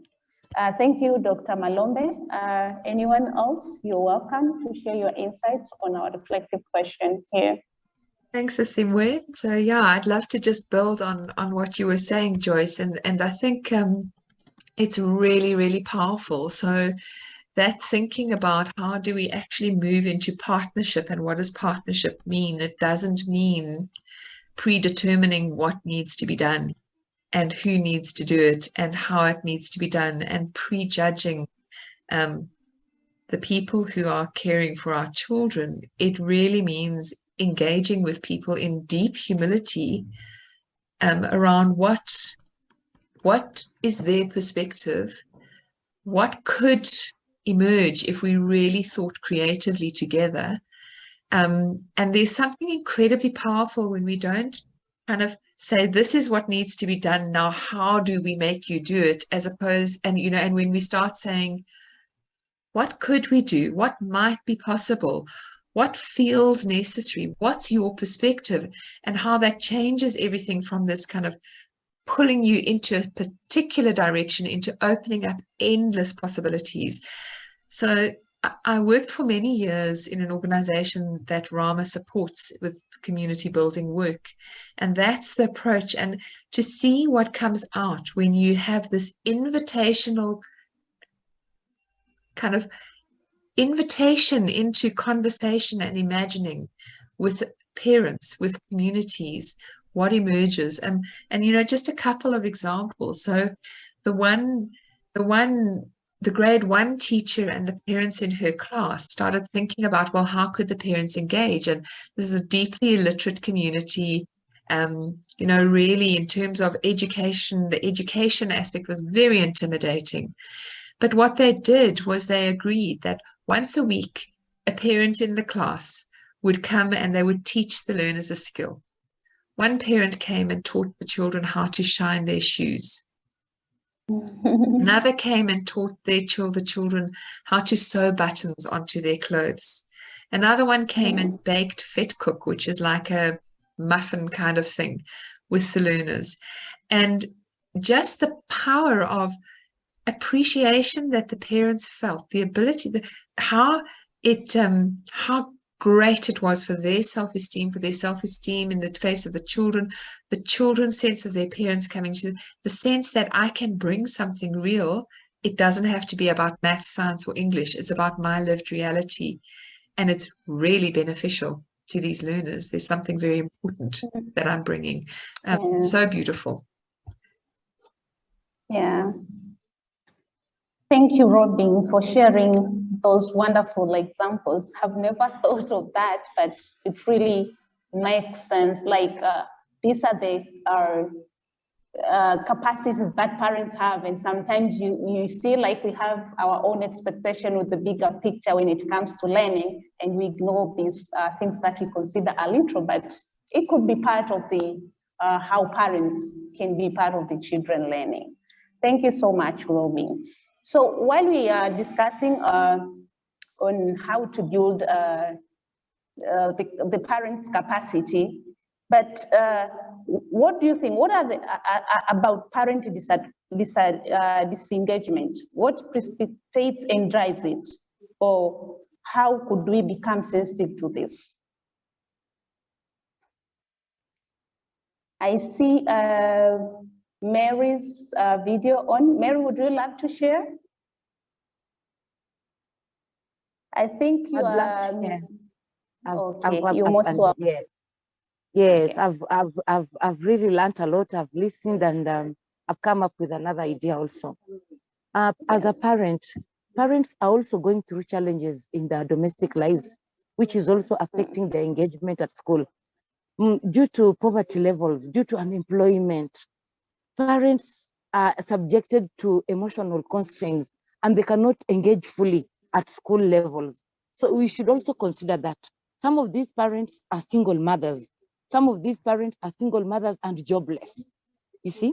So even if you engage them at school and they don't have a source of support for the school needs, it is still, they're still at that other level. However, I was thinking if this organization could speak on behalf of those parents who are less, or they don't have enough education, you know, if these organizations can come up with people like Madam Irene, who invited me to this group, and speak on behalf of those parents, it would be better, so that as time goes by, parents are given a better platform to express themselves. And these parent representatives who represent us at school as parents, most of these parents are chosen based on other aspects. Most of them are not jobless. Most of them work. Some of them are head teachers. Some of them are the officers in this county. And these schools choose them so that they may give opinions that favor the school. They cannot choose any parent. They cannot just choose a parent. They cannot put a parent who is of low class, because that parent will want to air that view and say we cannot afford this tuition fee, and say we cannot afford our children to come and stay at home due to fee, lack of fees. They want parent representatives who will push every parent to do as what the school require. So those are some of the challenges that us parents goes through. So if as a parent I'm in that meeting and they're talking of each parent should pay 10,000 Kenya shilling for a child to be at school for tuition, not school fees, tuition alone.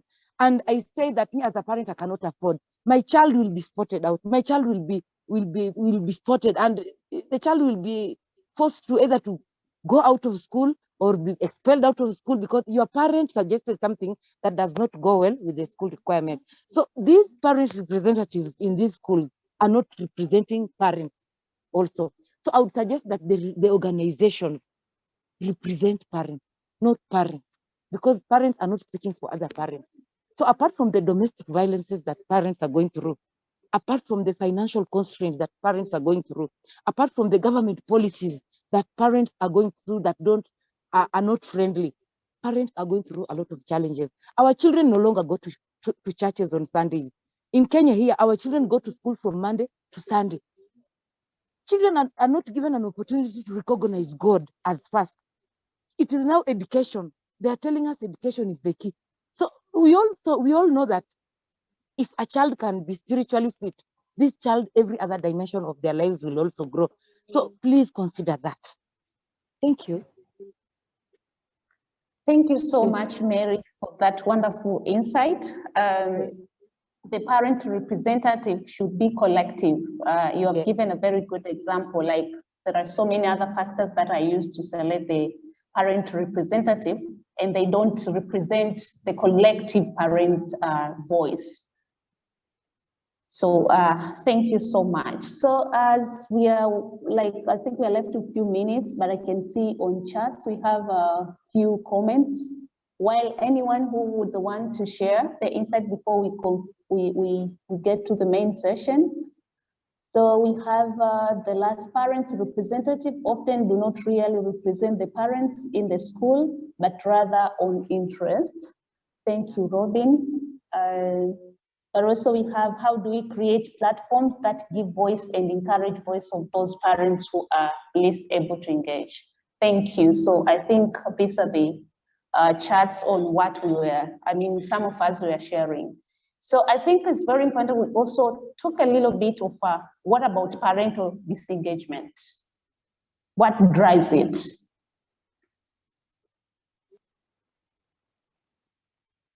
Lack of respect, I think, often. So two things, probably. So the one is lack of respect. That's not wanting to be engaged because I don't feel like I want to engage with you. And the other is lack of confidence. So feeling I'm not able to engage because I expect, and maybe you are projecting that you expect something that I don't feel I'm able to give. Okay. Thank you, Robin. Lack of respect, lack of confidence. And I think this goes around about we go with our own expectations on what we expect parents to learn from us and not listening to their needs. So that could be one of the reasons hindering parents to engage in child learning in our own expectation. They also don't know what we expect, and sometimes we don't know what we expect. So we are asking them to do stuff that they can't do. We don't really, we just say they need to be involved. And this is such a serious matter. It needs to be addressed with some level of seriousness, consultation, and then figuring out how can we make better use of time they don't have. They don't have time to run around, with general things. They sacrifice their time, and I think we need to really isolate what is it that we are doing with them and how, so they don't engage because they don't want to waste time sometimes. Okay. Thank you, Dr. Joyce, for sharing that insightful. Anyone else while we are left with a few seconds? Yeah, there is what we expect them, there is what we expect them to do, but parents are not able to do because maybe some of them are illiterate.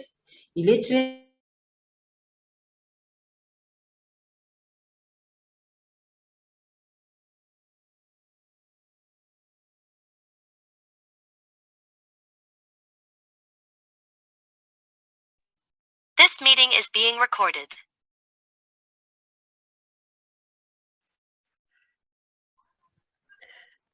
Wonderful. Robin, Yes, Aziz. I'm back. You're back. You're back. Fantastic. I think Rama is going to kill you because he was speaking when you just brought him back. Okay, so the first up is we give the full platform to Rama to finish his sentence, and anybody else who failed to finish their last thought in their breakaway room. So let's see if Rama is back. Absolutely. Okay, so Rama, I've been instructed that in order to avoid painful death, I have to allow you to finish the thought that you were in the midst of.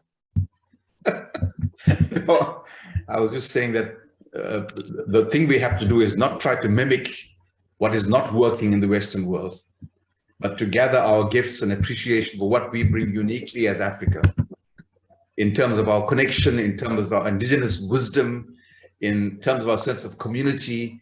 And that's what the world needs right now. And I think somehow that's gone to the background, and we need to rekindle that. And we'll be great. We have something to offer the world that the world doesn't have. And it's a gift, and we're not using it as well as we could. Hallelujah. What a great way to start this reflective space. Awesome. So thank you, everybody. And we're back into this main room. And again, we are really, really keen. So not a rote by rote, blow by blow repetition of what everybody said in the room, but your freshest thinking that as you sat in at those conversations, what most struck you? What is your freshest thinking about this topic of parental empowerment and engagement and what it means and what we can do? So please, anybody who would like to, who's burning with enthusiasm to share something from one of your rooms, please put your hand up, unmute. We'll try and spotlight you if we can get it right while you're speaking. And otherwise, please, profuse posting into the chat and we'll explain to you why after this is done.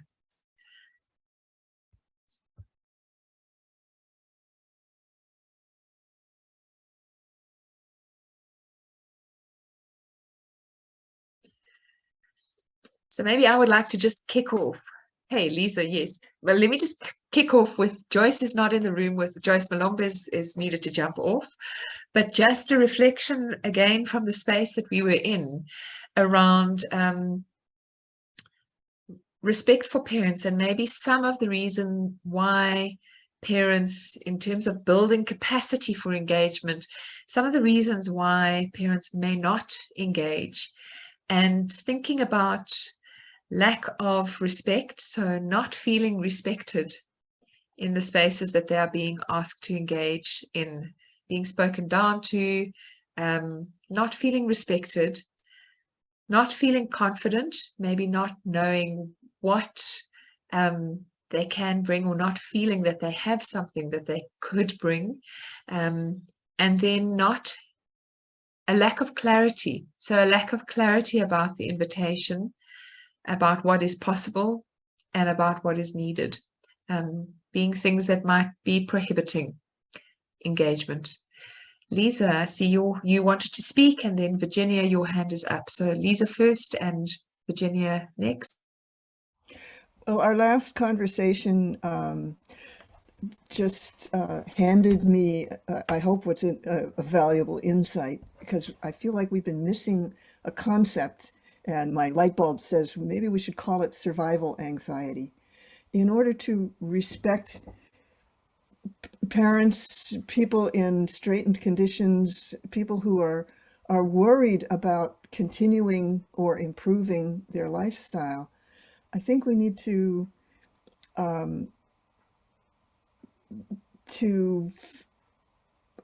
address the level of anxiety people are experiencing, the amount of threat they're feeling to their existence. Sometimes it's their physical existence.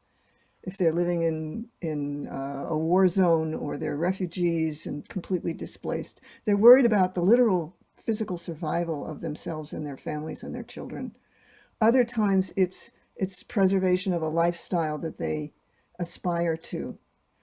But if someone is in a high state of survival anxiety, they're going to be less able to address issues of equity, and they're going to really focus. They have to focus on preserving their own situation.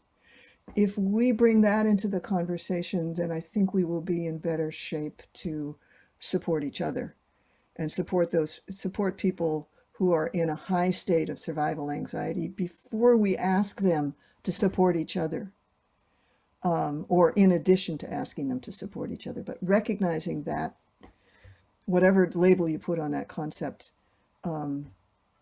may be helpful. Thank you. Thank you so much, Virginia.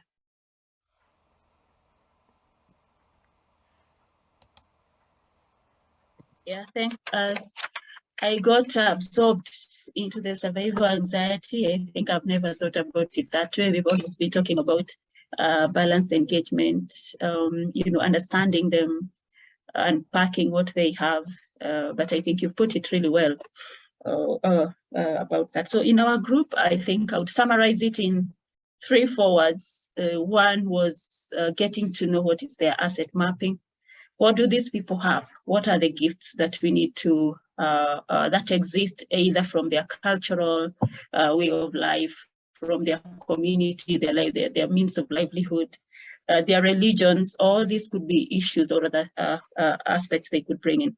And then the second part is to connect with them. There's a whole battle about connecting, and as you put it, Lisa, unless we first appeal to what is hindering them from coming on board, then we are not able to get them to meaningfully engage. So how are we going to connect with them to start this conversation? And then, of course, demystifying the scope, which are the areas, because it's not only about supporting homework. That seems to be like the most common one when we hear parental engagement. But what other aspects can these parents be involved in their lives of their children that complements their life at school and thereby contributes to improved learning outcomes? Thanks, Robin. Thank you, Virginia. Rama. I think the piece I want to add is that the one way to connect people to each other, and we experience in this room, Robin, is that the easiest place for connection is through our stories. Because stories are not better or worse, they're just the story. And if we can create a space, a container, where people feel safe to share their stories without being judged, with a deep sense of listening and appreciation, we'll find each other. And it's in the finding of each other through our stories that we begin to write a new story. If I don't know your story, I'll make up a story about you. And generally, it won't be a good story. It'll be a story based on stereotypes, on assumptions, and just wrong data. So if we can just, as a starting point, a very simple thing that each of us can do as we leave this session is when we create spaces and we want to connect and engage people, just make space for people to share their stories with some simple rules. When someone's sharing a story, really demonstrate that you are listening from a heart space, not from a head space, to connect, to see, to understand each other.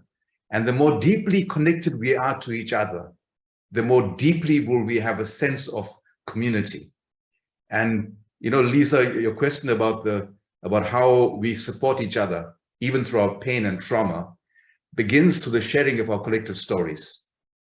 And maybe that's a good, possibly a easy win for us as we start to do this work. Thank you. Fantastic, thank you. So anybody else who would like to just reflect and share? I would like to. I can't, sorry, I've got, blah, blah. Carry on and share, please. I can't see who you are, but please do.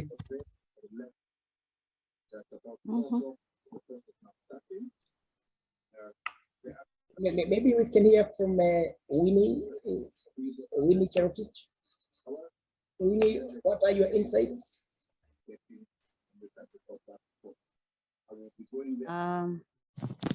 Thanks, Andrew. This has actually been quite an interesting session, and I was even just thinking of the last item that Rama has said. Sorry, I misspelled the name, but we still would want to think of ourselves as the parents, the CSOs, the practitioners, the teachers, because some of us double up as teachers, parents. At the end of the day, what is this that speaks to us as individuals? If something does not speak to me, I may most likely not follow through, or I may, most likely not listen to what you're saying. If it doesn't speak to my heart, in as much as I'd want to listen from the heart also to what someone else is saying, we need to find that balance between what we want to get done, but what actually matters. Thank you. Thank you. Thank you. Thank you so much, Winnie. And Mary Ayo, then the James from Zambia. Can I come in? Yes, Mary. Oh, yes. I like the way Rama puts it. Rama is just a good mouthpiece. He's blessed. Another issue that will make parents not to come to school, a hindrance, is this. Teachers are just human beings like us. Teachers are just people who are also living in this planet where we are living, where there's a lot of hardship, where there's a lot of financial constraints. Teachers have taken loans. Teachers have nothing on their pay slips as well. And given with this factor of COVID that came, most teachers spent a lot of money because they were at home. Most of them started businesses that failed. So you find that most of their pay slips are in ICUs.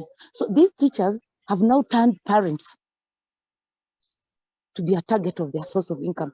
They will call parents on daily basis to come to school. They'll raise issues to milk out finances from these parents. Teachers have come up with different programs.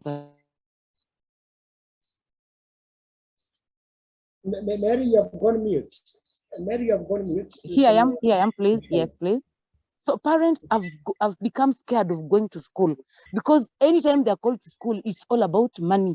They're coming to contribute money. They're coming to be told, bring money for exams. Yet the government told us that the government is chipping in at a certain percent to produce some money for the learners at school. Yes, the government may take a bit long to pay. So it is the parent now who has to pay. So teachers are now pressing the parents to produce this money.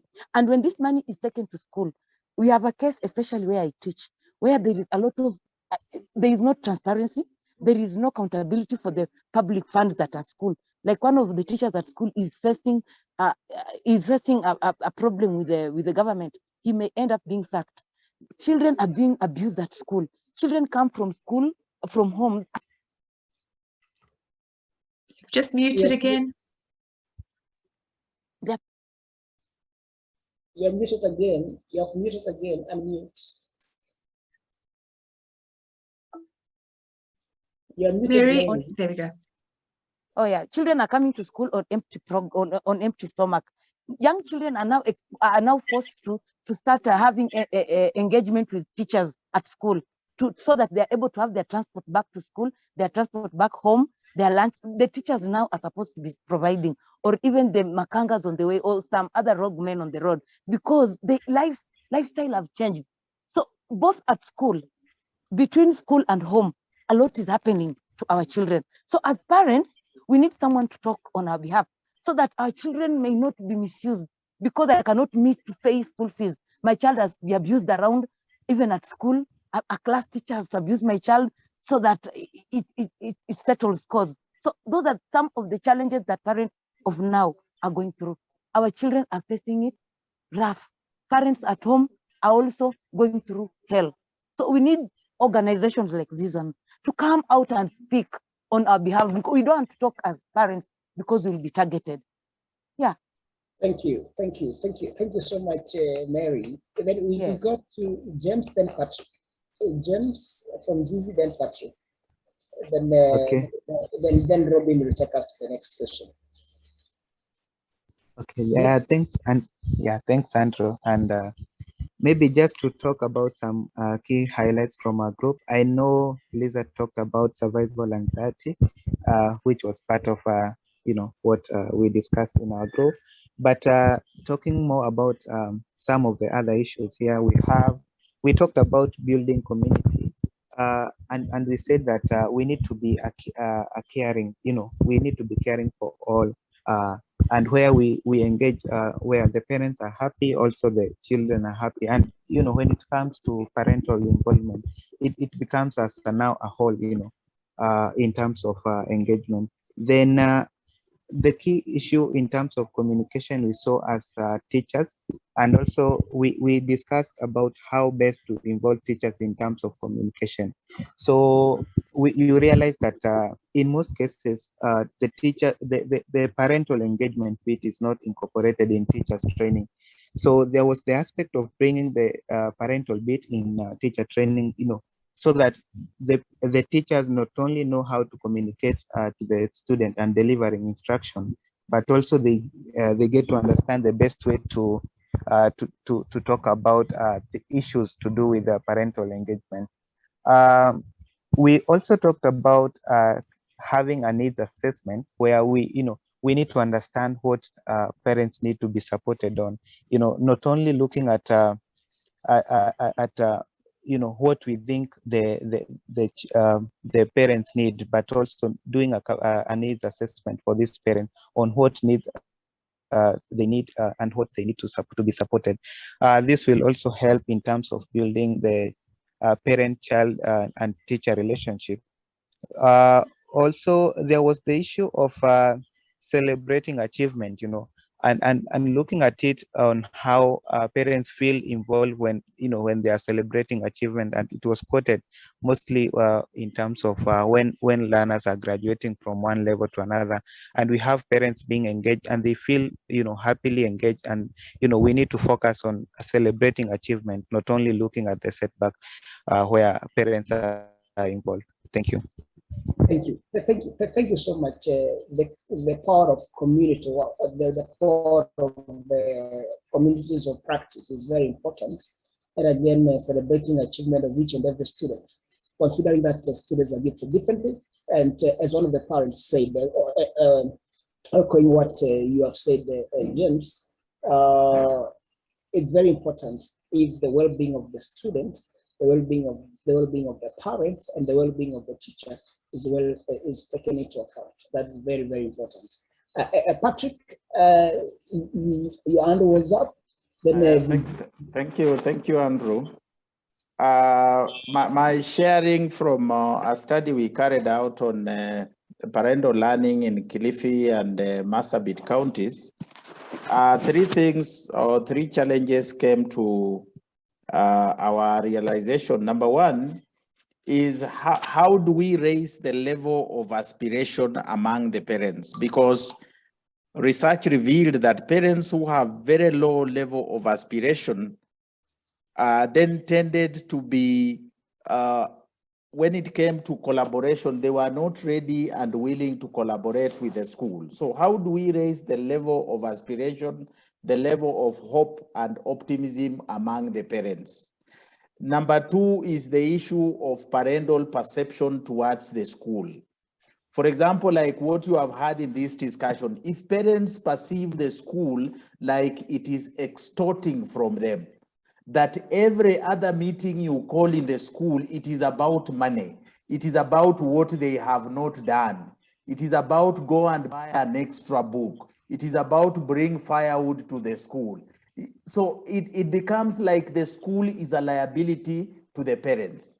So how do we raise the perception of the parents, the beliefs and the values and the judgments that the parents have about the school in a way that they can perceive the school in a positive way?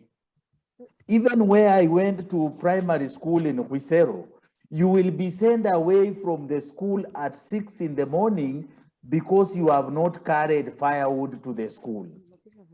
And you see, if the school is seen to be a liability to the parents, then the parents will not perceive the school positively, and it blocks their ability to collaborate with the teachers. And number three issue that came out was the level of self-efficacy of the parents. If parents have a belief that they have nothing that they can do, about the education of their children because of either their low level of education.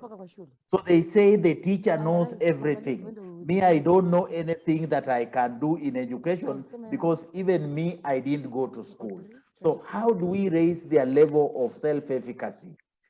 Those three issues are issues that came up, and therefore raising the issue of mistrust between the school and the parents. Thank you.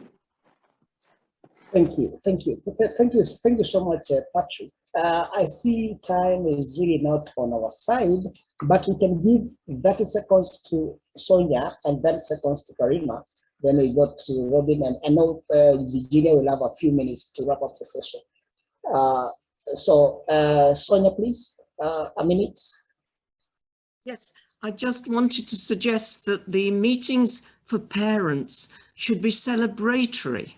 If you're celebrating the child's transition to primary school, or you're holding a parents' day to watch races in the school playground, and you're celebrating the winners of those races, you're giving them those positive messages and changing what parents think about schools as always asking for money. I think that is really, really important and works in my limited experience. Thank you so much, Sonia. Very much appreciated. Karima, 1 minute. Karima, we see your hand is up. Or maybe she's also doubling as an interpreter. So yes, Robin, you are muted. Let me take Karima out of her French room where perhaps she is trapped. Okay. I don't know how to get you out. Manage language interpretation. Let me end it. Okay, Karima, hopefully your voice will be heard. And you may speak in French if you want. Can you hear me? Yes. No? Yeah, my voice is clear. All I want to say is this. I'm inviting our colleagues and friends here to reflect with me and all that engage with parents and children in difficult situation. I'm talking about refugees, parents in street. Those parents, according to my field work, there are many mothers who bring children to the world out of incest or rape, or because they are disabled and they are exploited by people in the streets. They cannot be mothers.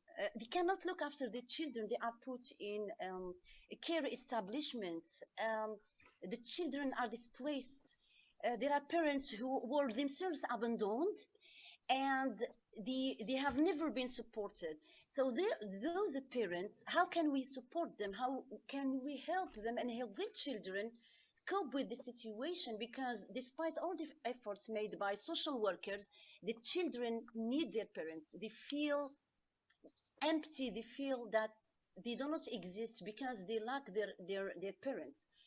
Maybe we can organize a session around this. So thank you. Thank you, Karima. Angelina, just over to you for a few secs, and then I'm just worried about our time. So no, trying to keep that those who need to leave are able to leave, and then we're going to carry on in conversation. Let Angelina speak, and then quickly you, and then we'll go to our final thing. Angelina. Thank you, Robin. I would like to appreciate the engagement you are putting us in, especially in this very important topic, because in institutions of learning, we cannot wish away the parent. The parent is very important. And I would like to underscore what my colleague said about parents feeling that we call them to school, either to give them budgets on what we need from them, and especially money.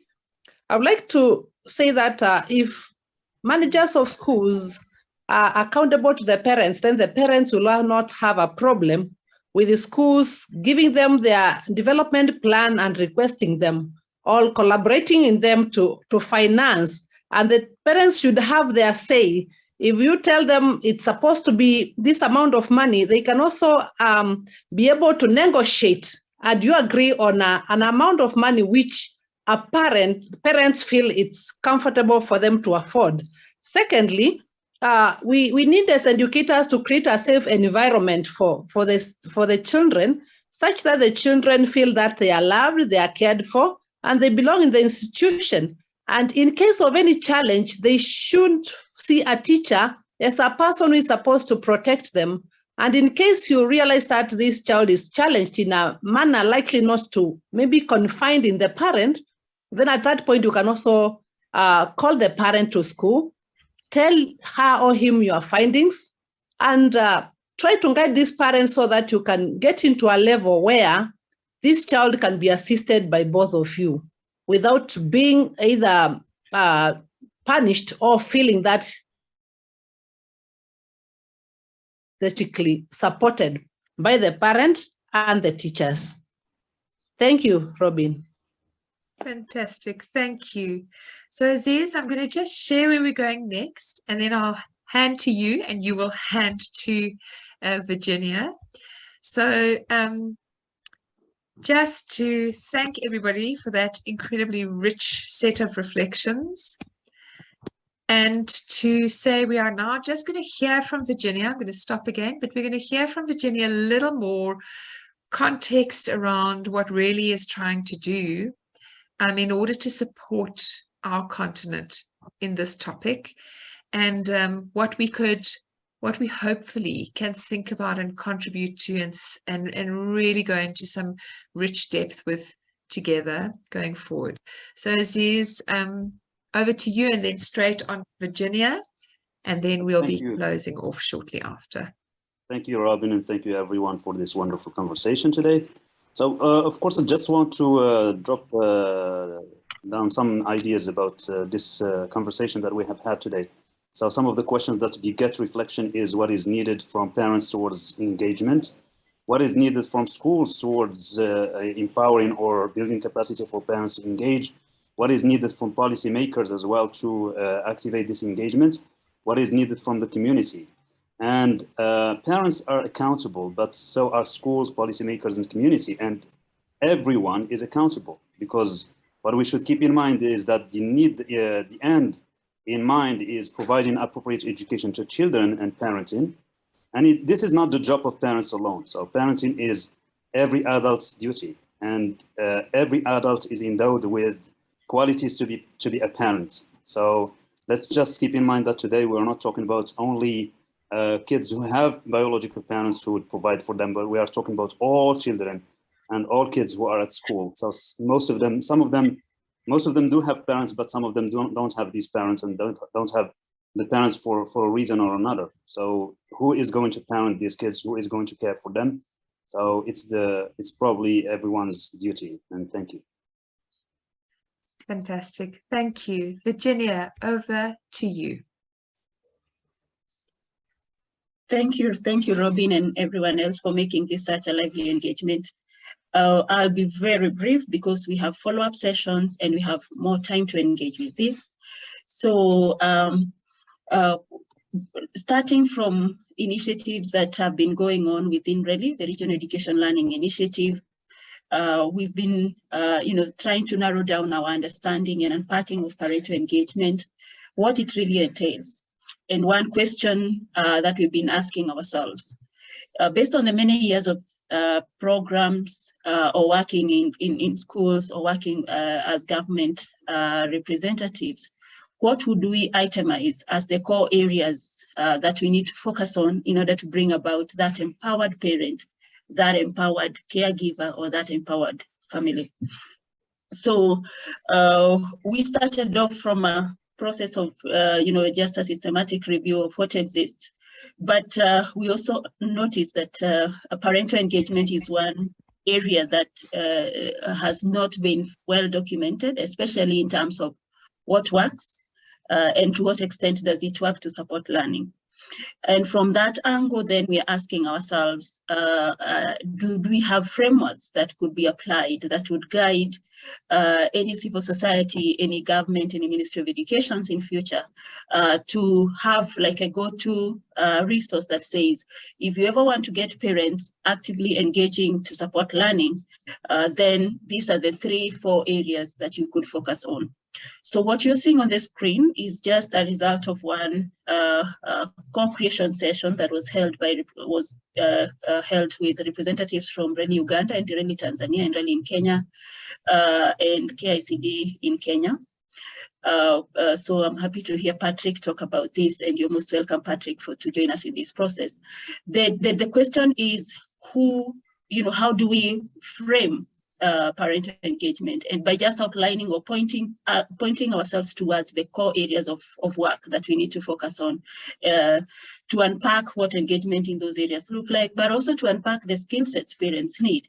What emerged from our very first workshop were 4 areas, the first one being communication, and the second one being collaboration, and the third one being sharing of capacity. There was a 4th one, although it's still not firmed up because people felt it's a cross-cutting aspect, the leveraging on community structures. So, and you realize that in today's discussion, we focused on the 3: communication, collaboration, and capacity sharing. But just from this session alone, I hear a lot of echo around accountability and the need to connect, and maybe connection is something that we need to figure out where or in which piece of within the framework would it fall.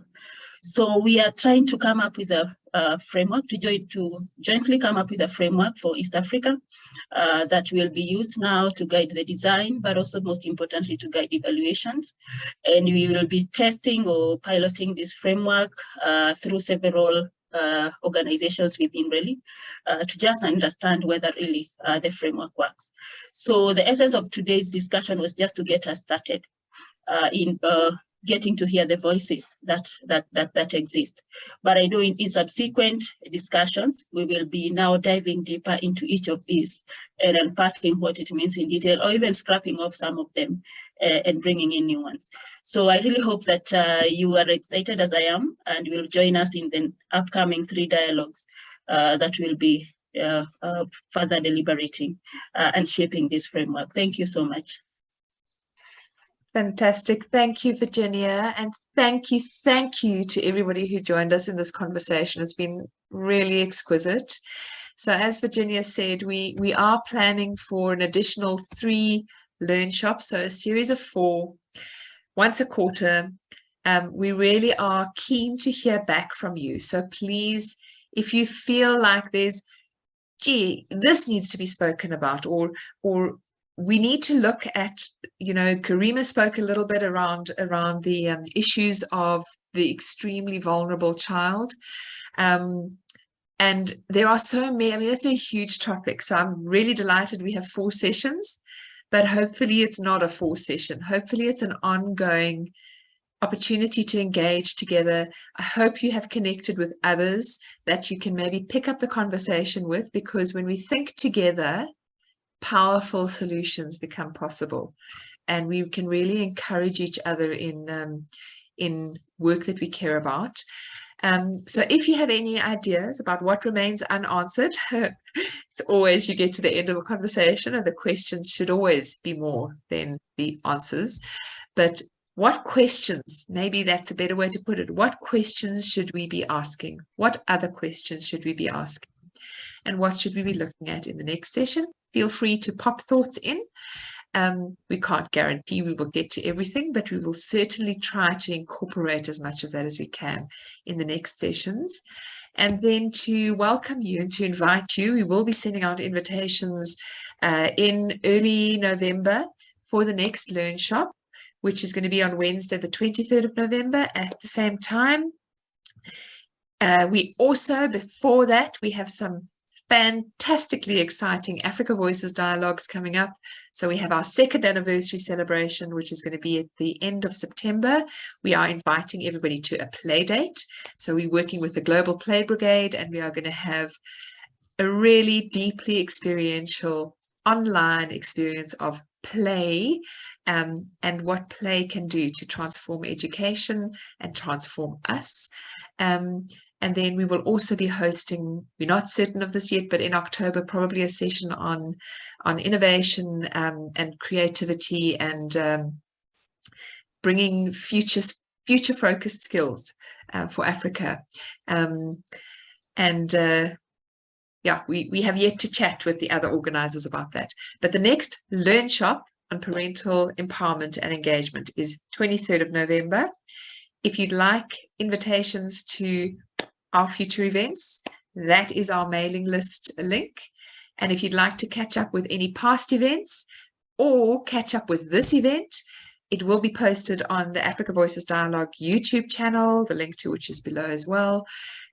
We also will be sharing the video with everybody who attended and everybody who RSVP'd and our broader database list. So really hoping for real lasting ongoing engagement on this topic and on all topics related to education on our continent. Then before we close off, just to say we are not going to close, but we are going to release those who need to go on. So we're going to go into a little musical interlude.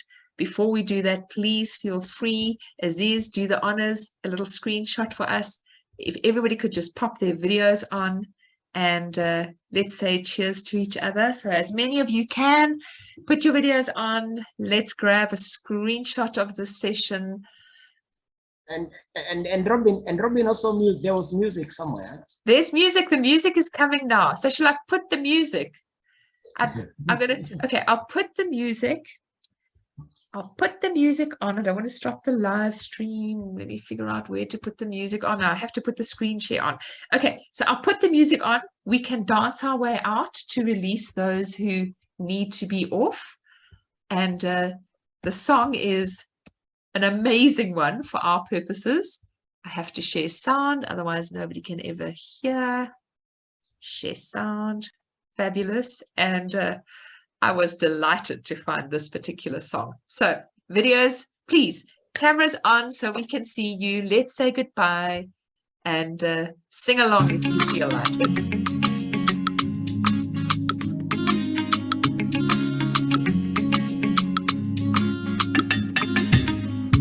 Ninaye rafiki kipenzi namwita mama, anapata wake yeye ninamwita dadi.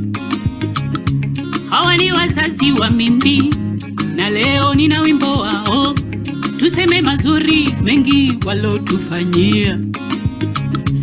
Azana mama wendo wangu superwoman, najua mengi juu ya mimi mwanao mama. Kwanza nikusumbua utotoni, ni vita na vistik, nilichezea lengo unifunze tabia njema. Tumboni ulinibeba kwa uvumilivu, mimi ukanilea miezi 9 tumboni mama. Shida mateso yote ulivumilia.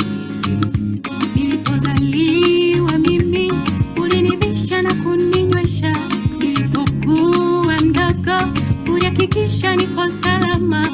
Nakupenda mama. Asante mama. Hey.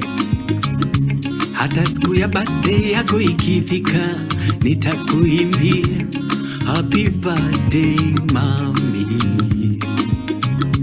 happy birthday mami. Hey, I love you mama. Namzungumzia mama, mama yetu mama, ni mwanao ninakupenda mama, na ni kama mama. I love you mommy, I pray for you mommy, nakupenda mama, I pray for you mama. Okay, so that's a long song, but it was beautiful and a wonderful, wonderful way just to remember to all those mothers and fathers, whether they are biological or not? Oh, please keep it on. I will keep it on. Just I'm going to put it back because you still have to hear about Daddy.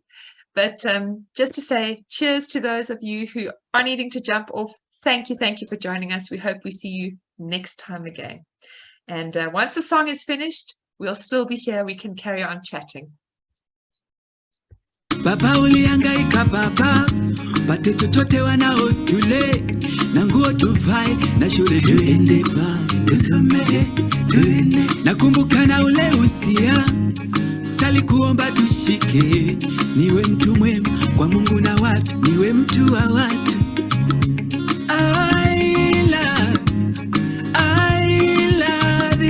I love you daddy. Namzungumzia baba yetu baba, mimi mwanaoni na kupenda baba yetu baba. I love you daddy. I pray for you daddy.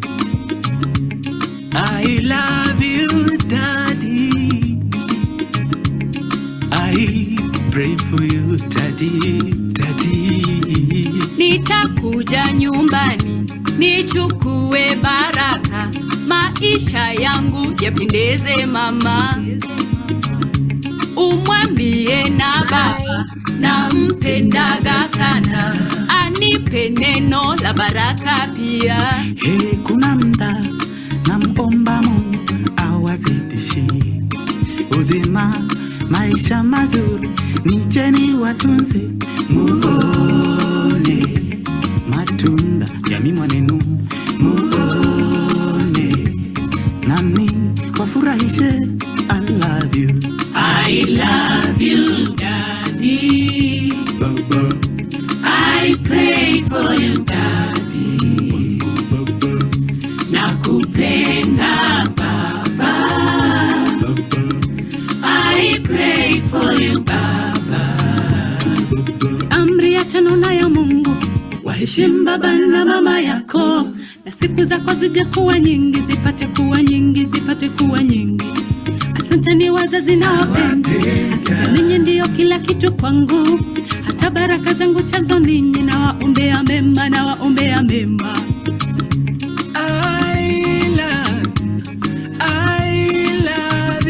I love you, mommy. Daddy, mommy, daddy, mi mwanenu na waombea kwa Mola.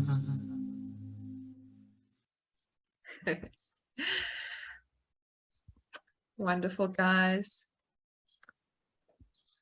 That was powerful, and it's our delight.